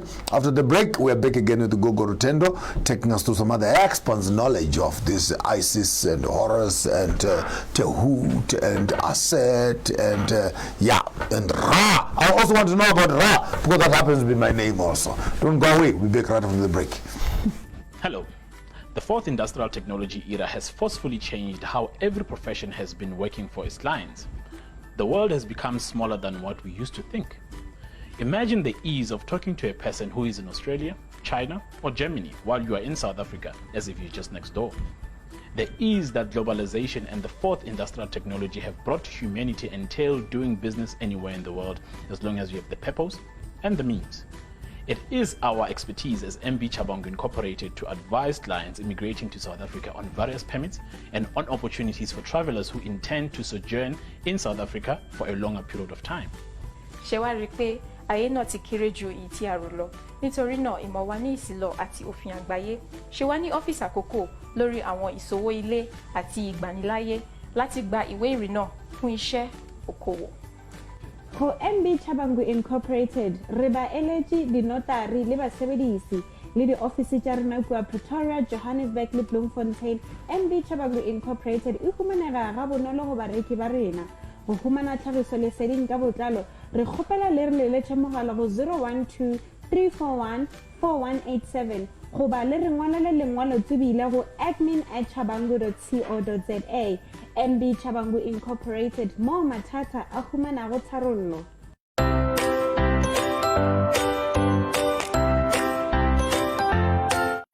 Tech Talk brought to you by Tamani Technologies and Systems.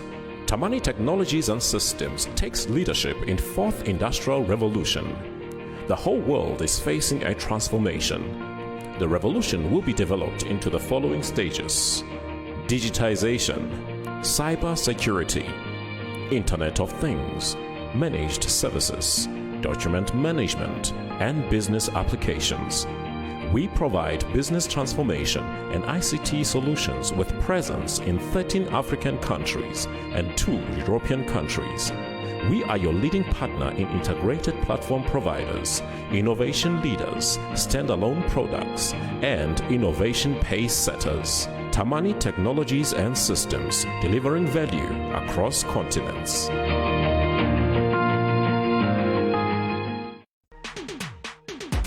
Feel the heat. You said you love me. I do. Sure. Yeah. Leave Miles on you. Oh, no, you don't. Get out of my way. Get out. That is an abomination. Oh, the love you promised me. Do you have a boyfriend? Yeah? Feel the excitement. You don't know how I've been longing for this.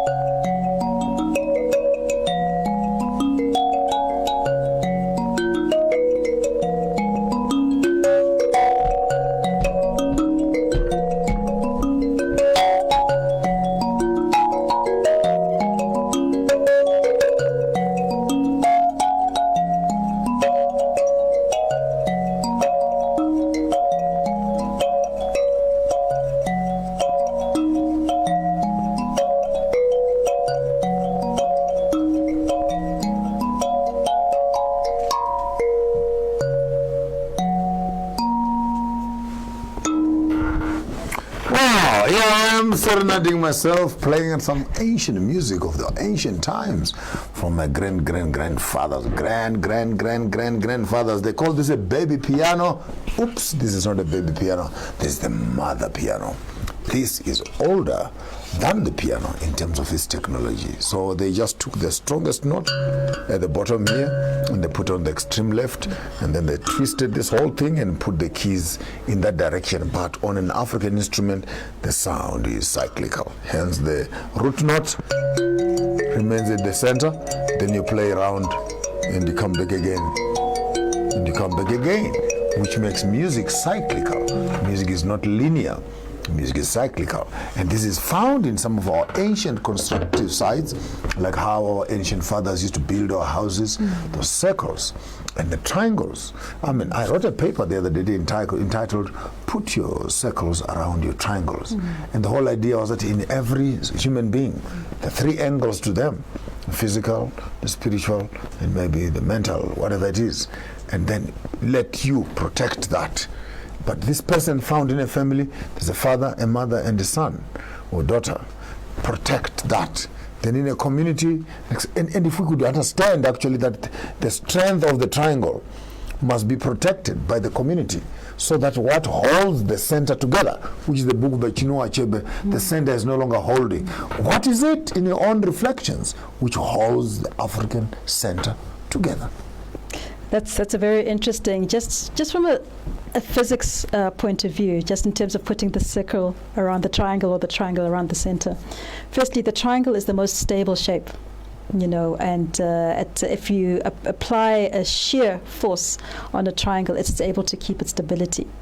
Whereas if you have a square, if you apply a force, it becomes obtuse and twists in other directions. Exactly. Same thing on a circle. And exactly. Now, why is it that the pyramids are built, using triangles? That's an interesting thing. What we see in a room such as this, a square room, or if we have a triangular room, if we have light as an energy that is moving within the angles of that, it can move almost indefinitely, in all directions. In all the directions. Because it bounces on one wall and is refracted to the other, exactly, thrust to the other, and goes back again. Exactly. And with the circle, it is infinite in the way it is able to keep moving from one angle to the other. In a square room like this, energy either gets dampened in the corners, or if it keeps moving, it actually then dissipates. So that's just energy from a physics, quantum physics. Emergency, fundamental emergency. This thing is becoming more complicated now. So you think when you come onto Sankofa program, you must upgrade your software also a little bit so that you can pick up with some of the issues that are being spoken here. Yes, I'm with you. Wide awake. So now, we look at where we are. We live in square houses. So we live in houses. We learn in square classrooms. We are learning in classrooms where the energy of either the energy of information or just the energy of community is not able to flow. It keeps being dampened.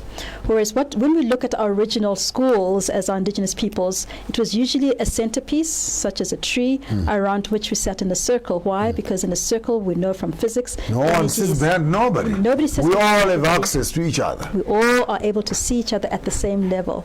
It's the same with the lechutla. It's the same as anything. We sit in that circle. I actually remember in the olden days when my grandmother's hut was like the central meeting place. Yes. You could do whatever you're doing, but on particular days she would do the cooking, and she would what, and everybody in the homestead would actually come. You're looking at about 22, 25 or 30 heads would come and she had a huge kitchen, and she'd be there in this front part, and sometimes with very little light. And then said, this plate for the boys, this one's for the what, and this for the husband, and you just be hearing this silence when people are eating. But it was a beautiful round. It was always cool in summer. It was always warm in winter. And we knew you enter that house at any part of the day, there is always food. When there was no food around the whole place, there is one place. With the Zulu find their concept of what to call it, we play the barn, Itala.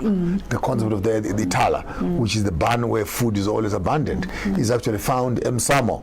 And Msamo is where Gogo does her thing. So above her, Msamo is always this Itala, where abundance of food must constantly be available. And then the Christian says, so that there may be food in my house. Then you wonder, what are you talking about? This is actually African ethnological principles of life, that where there is matriarchy, there must always be food. Absolutely. And as you've said, it is in a circle. It is cyclical, because the circle is the most complete. It's our 360 degrees. And then we have the triangle, so the circle and the triangle then creates a very stable structure where energy, whether it is knowledge, whether it is light, whether it is spiritual, you name it, is able to flow, in the best way possible. Now our schools, our children sit in square buildings. They sit behind each other. They're not able to see people face to face, and you wonder why we're not able to we don't even sit with our children on the tables. This is true. On the same square tables. Yeah. Kids just grab their food while they're watching some sloppy there. They don't even taste what they're eating. They just stuff themselves into obesity. So we've denuded, or we're dissipating into the same Ntu that we've said is flowing through each and everything.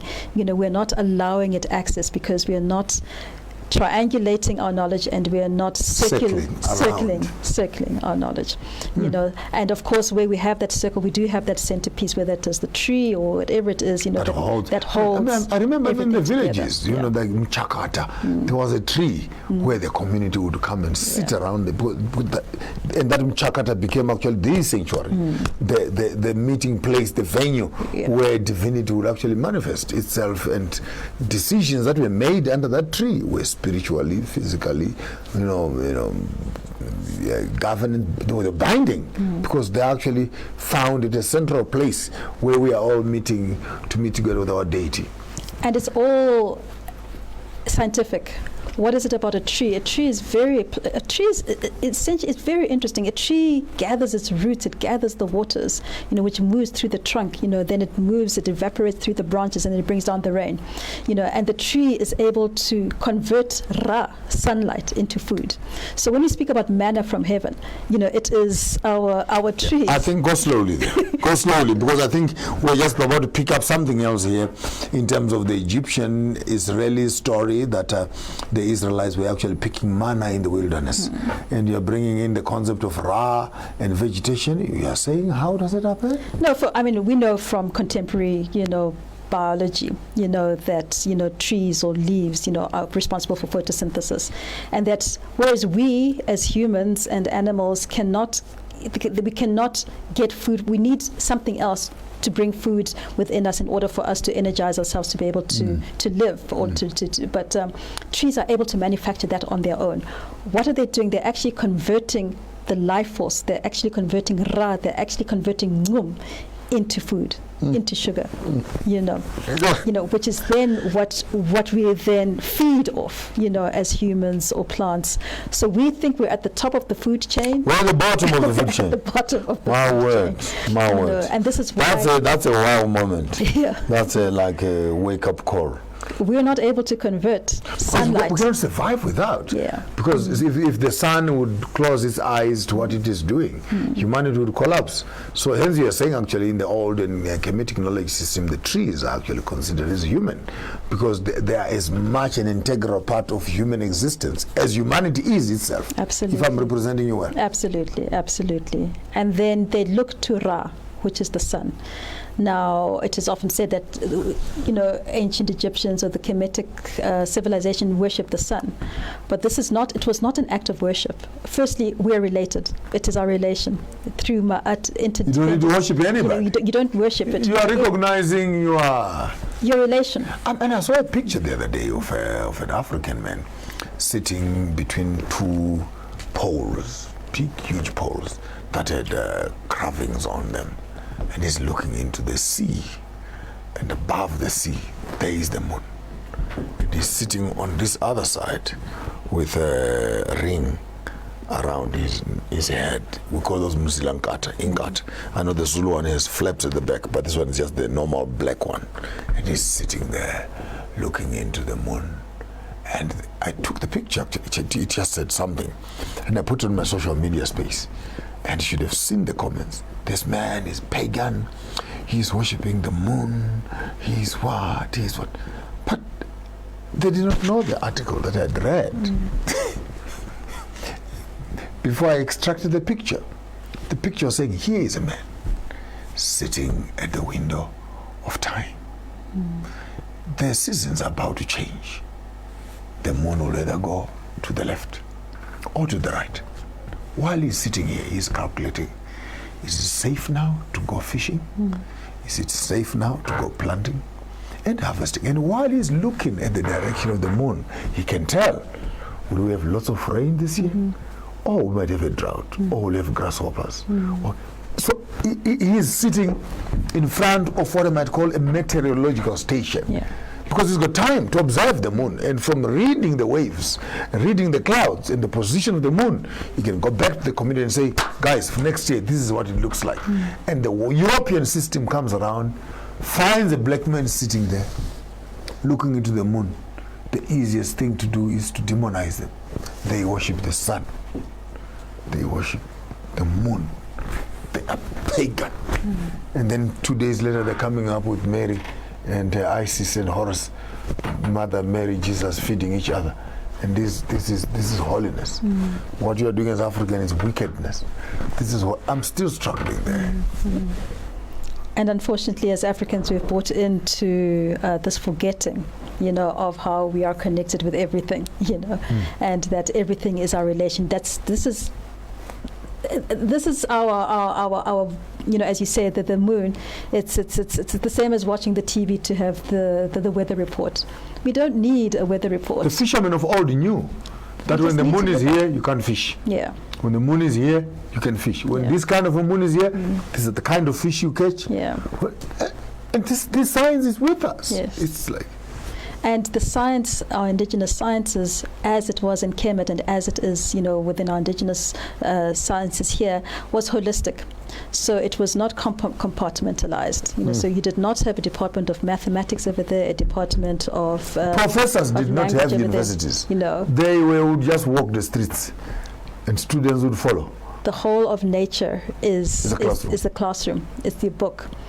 So when you were speaking of your grandmother, when she was in her round hut with the triangular roof, in her ra, exactly in her ra hut, and by the center fire, because there's that center, because she was creating ra in the center, with the fire, where the food that would nourish. And here there were chickens on top. There was meat. There were vegetables that were being smoked. Yes, on top of so it was like a factory, literally. A completely integrated system. And on the ceiling, the grass would be catching all this smoke and whatever. And when the cattle are sick, then grandpa would go to grandmother's kitchen and heat all that black stuff that is on the thing, mix it together, put some salt into that thing. I remember sometimes actually opening the wounds of cattle with my bare hands, and would clean up the maggots, maybe it had a wound or something like that, remove all the worms from there, then take this special concoction from the grandmother's kitchen with a little bit of salt, and which is powdered now into powder, and we would actually put it on the wounds of our cattle, and guess what? It would heal. It would heal. So it was not just, for me, it was not just a kitchen. It was a smoking room. It was a meeting room. It was a kitchen room. It was a prayer room. It was actually like the whole community of the Mapongas meets here at the feet of our grand matriarch, and from her hands would have special dishes sometimes. Like, this is a cultural month, by the way. Would have special dishes such as like nakataka. Would have some nice things like muraza. Would have good food such as mpokoko. Because my grandfather used to work in the building of the Lake Kyle, so the bit of the Ndebele influence. Mpotohai and nakataka. She would do pizza, which is crushed beans made into a pastry. What you now call in your restaurant hummus. My grandmother would actually make hummus out of all the beans that were in the environment, and I remember cooking mufushwa with peanut butter and amshambadowi, and I would remember sometimes cooking this nice round small little fish matemba with some bit of peanut butter there, and rukweza sadza, munga sadza, and stuff like that. But it was not just her in the kitchen, but the amount of variety that she would cook within that space. And again, I'm just coming back to the whole concept of the roundness. So imagine when it's cold, like in winter, and we all sit around my grandmother's kitchen. Then we're bound to be holding the small little stick, to show while she's cooking. The smell of the cooking, the amount of millimil and etc. she's putting, the cooperation of the entire household to what Granny is doing. She's at the center, and we're all his grandchildren sitting around the fire watching what she's doing. It was a classroom. It was a classroom of crockery, mixtures, attitude, and preparation, delivering food. But 20 minutes later, he said, okay, take the dish, go and give your grandfather. Okay, take that plate, go put it there. Like 10 key solution from her in the afternoon pounding millimil to her in the evening converting that hard work into a plate of food.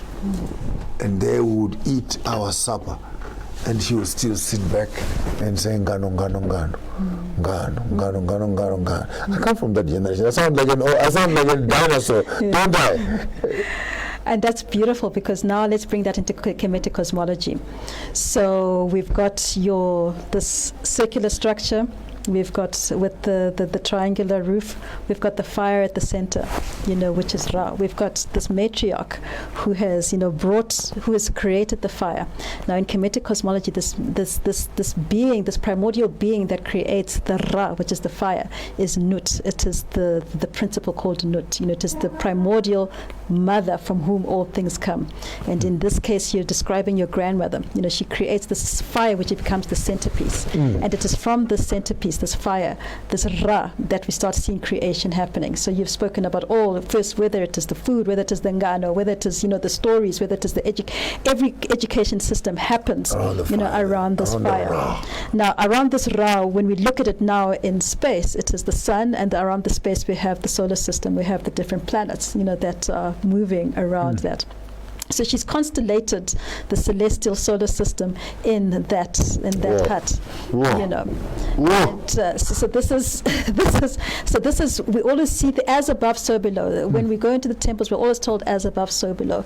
So the solar system is constellated in your grandmother's hut, and all of creation happens around that fire, which is Ra, which is the fire, the sun. And discipline.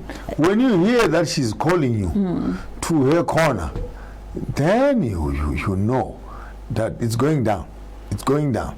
And to make it even more beautiful, I was born behind the door of that very hut. Yes, indeed. In that small little room there. So my mother was heavy, and my grandmother was my midwife. So it was like a surgical ward. Yes. It is also the kitchen. It is everything. What the greater cosmogony and its philosophy and sophistry circulates around this grand matriarch. Absolutely, absolutely. Who has birthed the sun, which is Ra, which is the center. And what we know about Ra, about the sun, which is our solar system, is that it is primarily made of hydrogen. And hydrogen is because we wanted to talk about chemistry earlier. Hydrogen is hydrogen, then helium, carbon, boron, what? I can't remember some of my science. I'm getting old now. On the periodic table, but hydrogen is our first element, with an atomic number of 1, and this is when we're looking at the entire universe as we know it is primarily made up of hydrogen. And when we look at our sun, which is just a star, like many other stars, it is really condensed, high heated hydrogen. And when we speak then of, I spoke about how your grandmother was the primordial. Now in Kemetic cosmology, we then speak about how in one of the cosmologies, that primordial space is called atum. Now let's look at that word, atum, atom. Okay, so we start seeing, now we start seeing, the science of chemistry, Kemit, we start, chemistry, we start then, saying, okay, they spoke of atom, they spoke of the atom, so we start seeing the word atom, that the atom is actually a primordial being. From whom all of, first we have the first element, which is Ra, which is that hydrogen, and then everything else, then, creation then, happens from there. So integrated in your grandmother's hut is the whole of Kemetic cosmology. Now, when your grandmother, she probably also, with the ladies, with the young girls, was teaching them how to make a baskets, pot, baskets and pot and clay pots. Even sometimes I remember we were smearing cow dung exactly on that floor. On the floor, which is actually heat resistant and heat collector and lots of science. So there was biology. In that, when she's, making the clay pot, there's mathematics, because you need to know the correct dimensions. You need to have an understanding of geography and biology in order to know which minerals and which sand, which clay is actually going to withhold the heat, because you need to know that it's going to withhold the heat. And the art, paint. That hut was well decorated. And then there was every season. Change of winter, summer, and etc. She would actually beautify her walls in and out. Absolutely. Yeah. So in that was a whole university. We were doing maths, we were doing chemistry, we were doing biology, we were doing physics. Come to talk about it, guys. I'm going home. I'm going back to my village. I want to go home and I want to rebuild my grandmother's hut, just that big round one. I still remember where it stood. Now that you mention it, actually, something moves in my spirit. I need to build that grandmommy's hut. And if I can take a wife and put her in there, and she understands what that represents, I could have built a university for the next generation. It is a university. When you come back after the break, here with Gogo Rutendo, discussing the greater space of African Kemetic knowledge. And don't go away. We'll be back right after the break. Tech Talk brought to you by Tamani Technologies and Systems. Tamani Technologies and Systems takes leadership in fourth industrial revolution. The whole world is facing a transformation. The revolution will be developed into the following stages: digitization, cyber security, Internet of Things, managed services, document management, and business applications. We provide business transformation and ICT solutions with presence in 13 African countries and 2 European countries. We are your leading partner in integrated platform providers, innovation leaders, standalone products, and innovation pace setters. Tamani Technologies and Systems, delivering value across continents. Nothing is new under the sun. As things were in the past, so they are in the present, and so they will be in the future. Our chemical and mathematical formulas of binaries and computers and stuff like that, you'll be shocked that these things have always been with us. When you find African people playing them raba, playing their nodo, picking up 2 stones on the left and dropping them along the way, picking up another 4, running around the circles and coming back again. If you had a chance of sitting on a calculator and watch the mathematical formulas of what is happening on the ground, you may be actually shocked to discover that all these African cultures had a depth of knowledge, cosmology, calculations, complex stuff. And that we do these programs for you as Africans so that we can just pick ourselves a little bit and, you know, just I mean, after being called all these names, uncivilized, uneducated, backwards, third world countries. And here we are, beginning to look at the system and say, okay, relax, old white man. Who created peanut butter for you? Okay, who was the first person to create a steam engine for you? Who was the first person to create a chemistry for you, for medicine? Who was the first banker in the world? If you're not talking Mansa Musa. What are the oldest civilizations in terms of architecture? So you tell about Piccadilly Circus, you tell about the Canal Wharf, and those things that look like the Great Zimbabwe ruins. So where are the originals? So you have so for me, this conversation is way much more weightier than what I had anticipated, because within it we're able to hear from one of our own women on the continent, Gogo Rutendo, who has been an ardent student of the greater Kemetic knowledge systems and how some of the things that we think are modern and technological are actually as ancient as time immemorial. And in some certain cases, even the shocking part is to admit that maybe the ancient was actually much better. Maybe the ancient was much warmer. Maybe the ancient was less destructive. Maybe the ancient was actually more communal. So you want a Tuscan house or you build yourself a traditional house, actually you may want to look at both and say, this one is warm in winter, it is cool in summer, and here is how it is built. And the day I decide to walk away from the house just dissipates back to the ground, indigenous stuff, and there's no trace. Your house is of metal and asbestos and iron sheets. The day you move away from that house, how long and how many years does it take for everything that you've used to build your house to disintegrate back into the ground? And here you are as the Western world telling us about technology, telling us about green energy, telling us about recycling, and yet your minds don't respect African indigenous knowledge system. I'm just blepping. I'm just waffling lots of things. If there's something you want to contribute on that, I mean, look at medicine, look at fashion, look at it. People would rather have glasses and bottles for cups when we used to make our cups out of makavu and all those indigenous mikombe, yichkaranga. And the day the thing is broken, you can just throw it away. And in one rain season, that thing is manure. You take this carp right, break it down and throw it in the rubbish dump. How many hundreds of years does it take to decompose and go back to? And yet you come around as European people and you tell us that we are uncivilized and we are uncultured, and you want to teach us how to become ecologically friendly.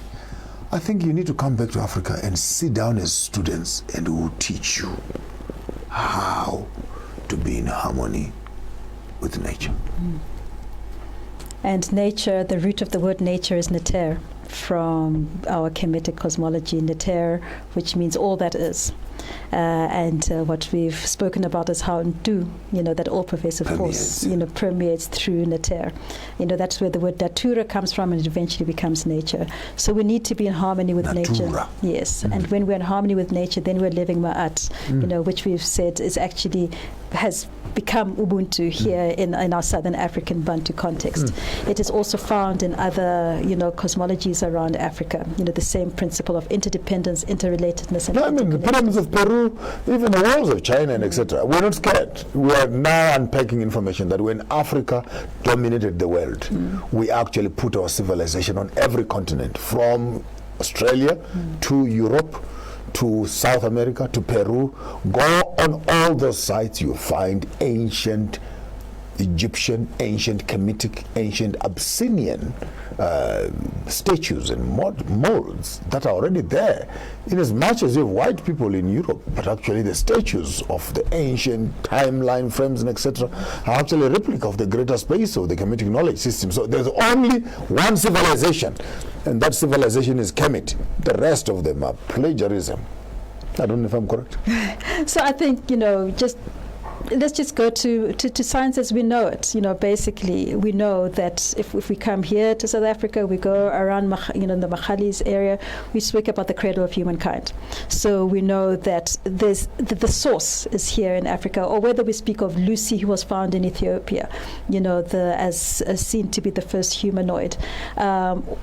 All of civilization, all knowledge stems from here, comes back here, and then stemmed out, and went out into the rest of, of the world.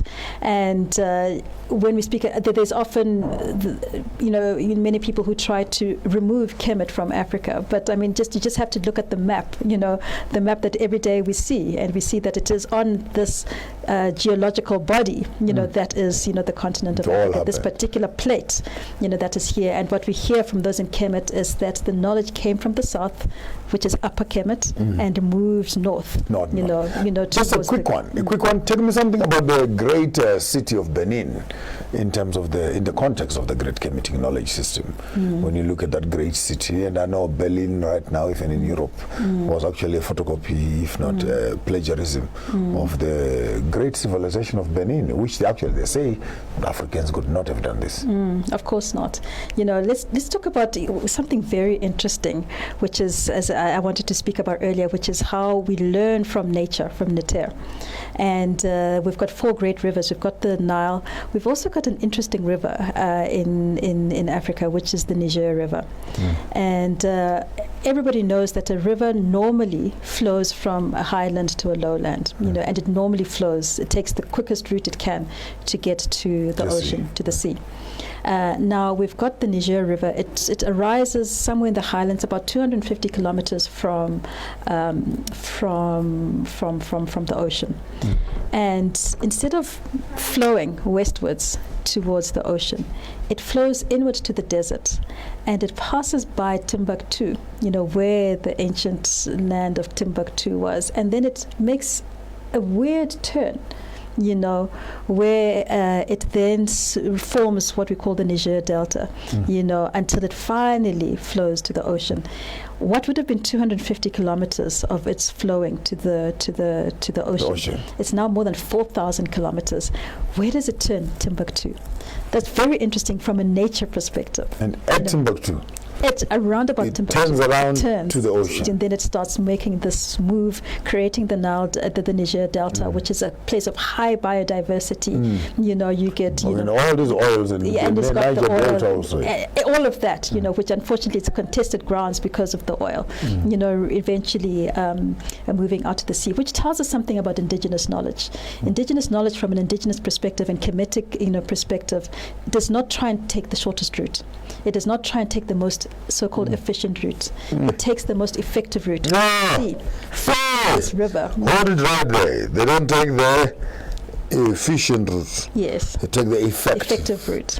Route. Because in the movement of the Niger River in this obscure 4,000 kilometers towards the ocean as opposed to 250 kilometers towards the ocean, it creates, you know, life. It creates life. Wherever it creates communities. Cities. It creates cities. It creates, including Benin, you know, including the civilizations of Benin, including Timbuktu, where we know the great university, you know, was. So all of that through the riverine system, and you know, so we know. And even Egypt, it's a civilization around formed the Nile. River Nile, from Uganda right into Ethiopia, exactly, and wherever the river is flowing. Exactly. Until life can be followed throughout the whole desert. Through the Nile. So this is very, very important. And what we know about the rivers in Kemetic cosmology and in other African cosmologies is that the river is a feminine principle.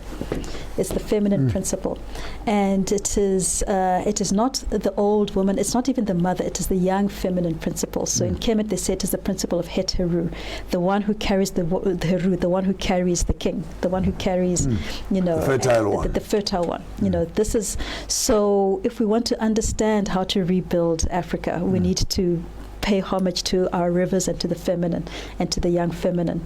What we see today is that we have gender-based violence where our young feminines are being raped or being killed and everything, you know, as opposed to what we know from Kemet and what we know from ancient African cosmology is that the rivers are where we should be, you know, placing, you know, because the rivers reflect the sun, they reflect Heru. The leadership, governance, all of those is found, you know, within the rivers. And this is why, you know, we'll see there's another feminine archetype that I didn't speak about, which I'd like to, which is Sekhmet. You know, when we spoke about how Set created carnage, Ra chooses his daughter Heteru to go the riverine to create harmony again. You know, in the place that has become chaotic, and she turns into this lion goddess. You know, and I mean, we know this from Zimbabwe. You know, that's the Mondoro spirit. You know, she turns into that lion goddess. You know, who then is the one who's then able to bring, you know, order again. And we've seen examples of this feminine spirit throughout history, whether it is Queen Nzinga, you know, whether it is Shantewa, whether it's, you know, whether it's Mbuya Nehanda, or whether it's in Kemet we had Hatshepsut. Hatshepsut was you know, a great, you know, queen who, once there was carnage, brought order back into Kemet, brought trade, economics, technology, you name it. She brought it all back because she based everything upon the principles of Ma'at, that interdependence, interconnectedness, interrelatedness. And what she sought, even though she was a military leader, she used non-military, you know, martial, you know, common ground. Exactly, in order to bring forth Ma'at again, you know, to bring forth prosperity. We have the last few seconds left. Yeah. Take us through. We are right now running into a democratic space. Most of the African countries are no longer kingdoms, they are now republics. And in your own final parting shots, what would you say about the knowledge of the past translating itself into the technology of the present? The knowledge of the past, once again, looking into Sankofa. When we look into the past, we are not looking to recreate the past. You know, we're looking to create a better future from the past that we created. And this is all in our DNA. We have it all in our DNA. It's all, if we look at the mummies, we find Bantu, you know, we find that there's Bantu DNA, you know, within some of the mummies of Kemet. You know, so whatever we have seen in the past, if we look back, we know that we have it within us here. Whatever we might have forgotten, it is there latent, you know, in our DNA, waiting to be awakened awakened in this time that we're in order to create a greater future. She speaks of a great awakening, that everything that we are looking for in the present and in the future is actually locked right here within us. We're not recreating the past. We're just learning from the past and creating a new dispensation. Here with you for this afternoon is Gogo Rutendo. Which organization, by the way? I didn't have any chance to introduce your organization. One is the Credo Mutuo Foundation. The Credo Mutuo Foundation, which is working from, and here with me this afternoon, Maponga J is your host on your program Sankofa, chichitenza chino kwibana wana manga. Varipedi vanotamba nacho mutambo uri paro vari vanichigara mahwe matandano ora chichitenza chino tedzera vari kuri varipedi vanotamba nacho. Wiramiti asoswe chiramba kusesera mpona ngokubiwa nemashaku magaro. Until you see you again, don't do what I wouldn't do, but if you decide to do it better.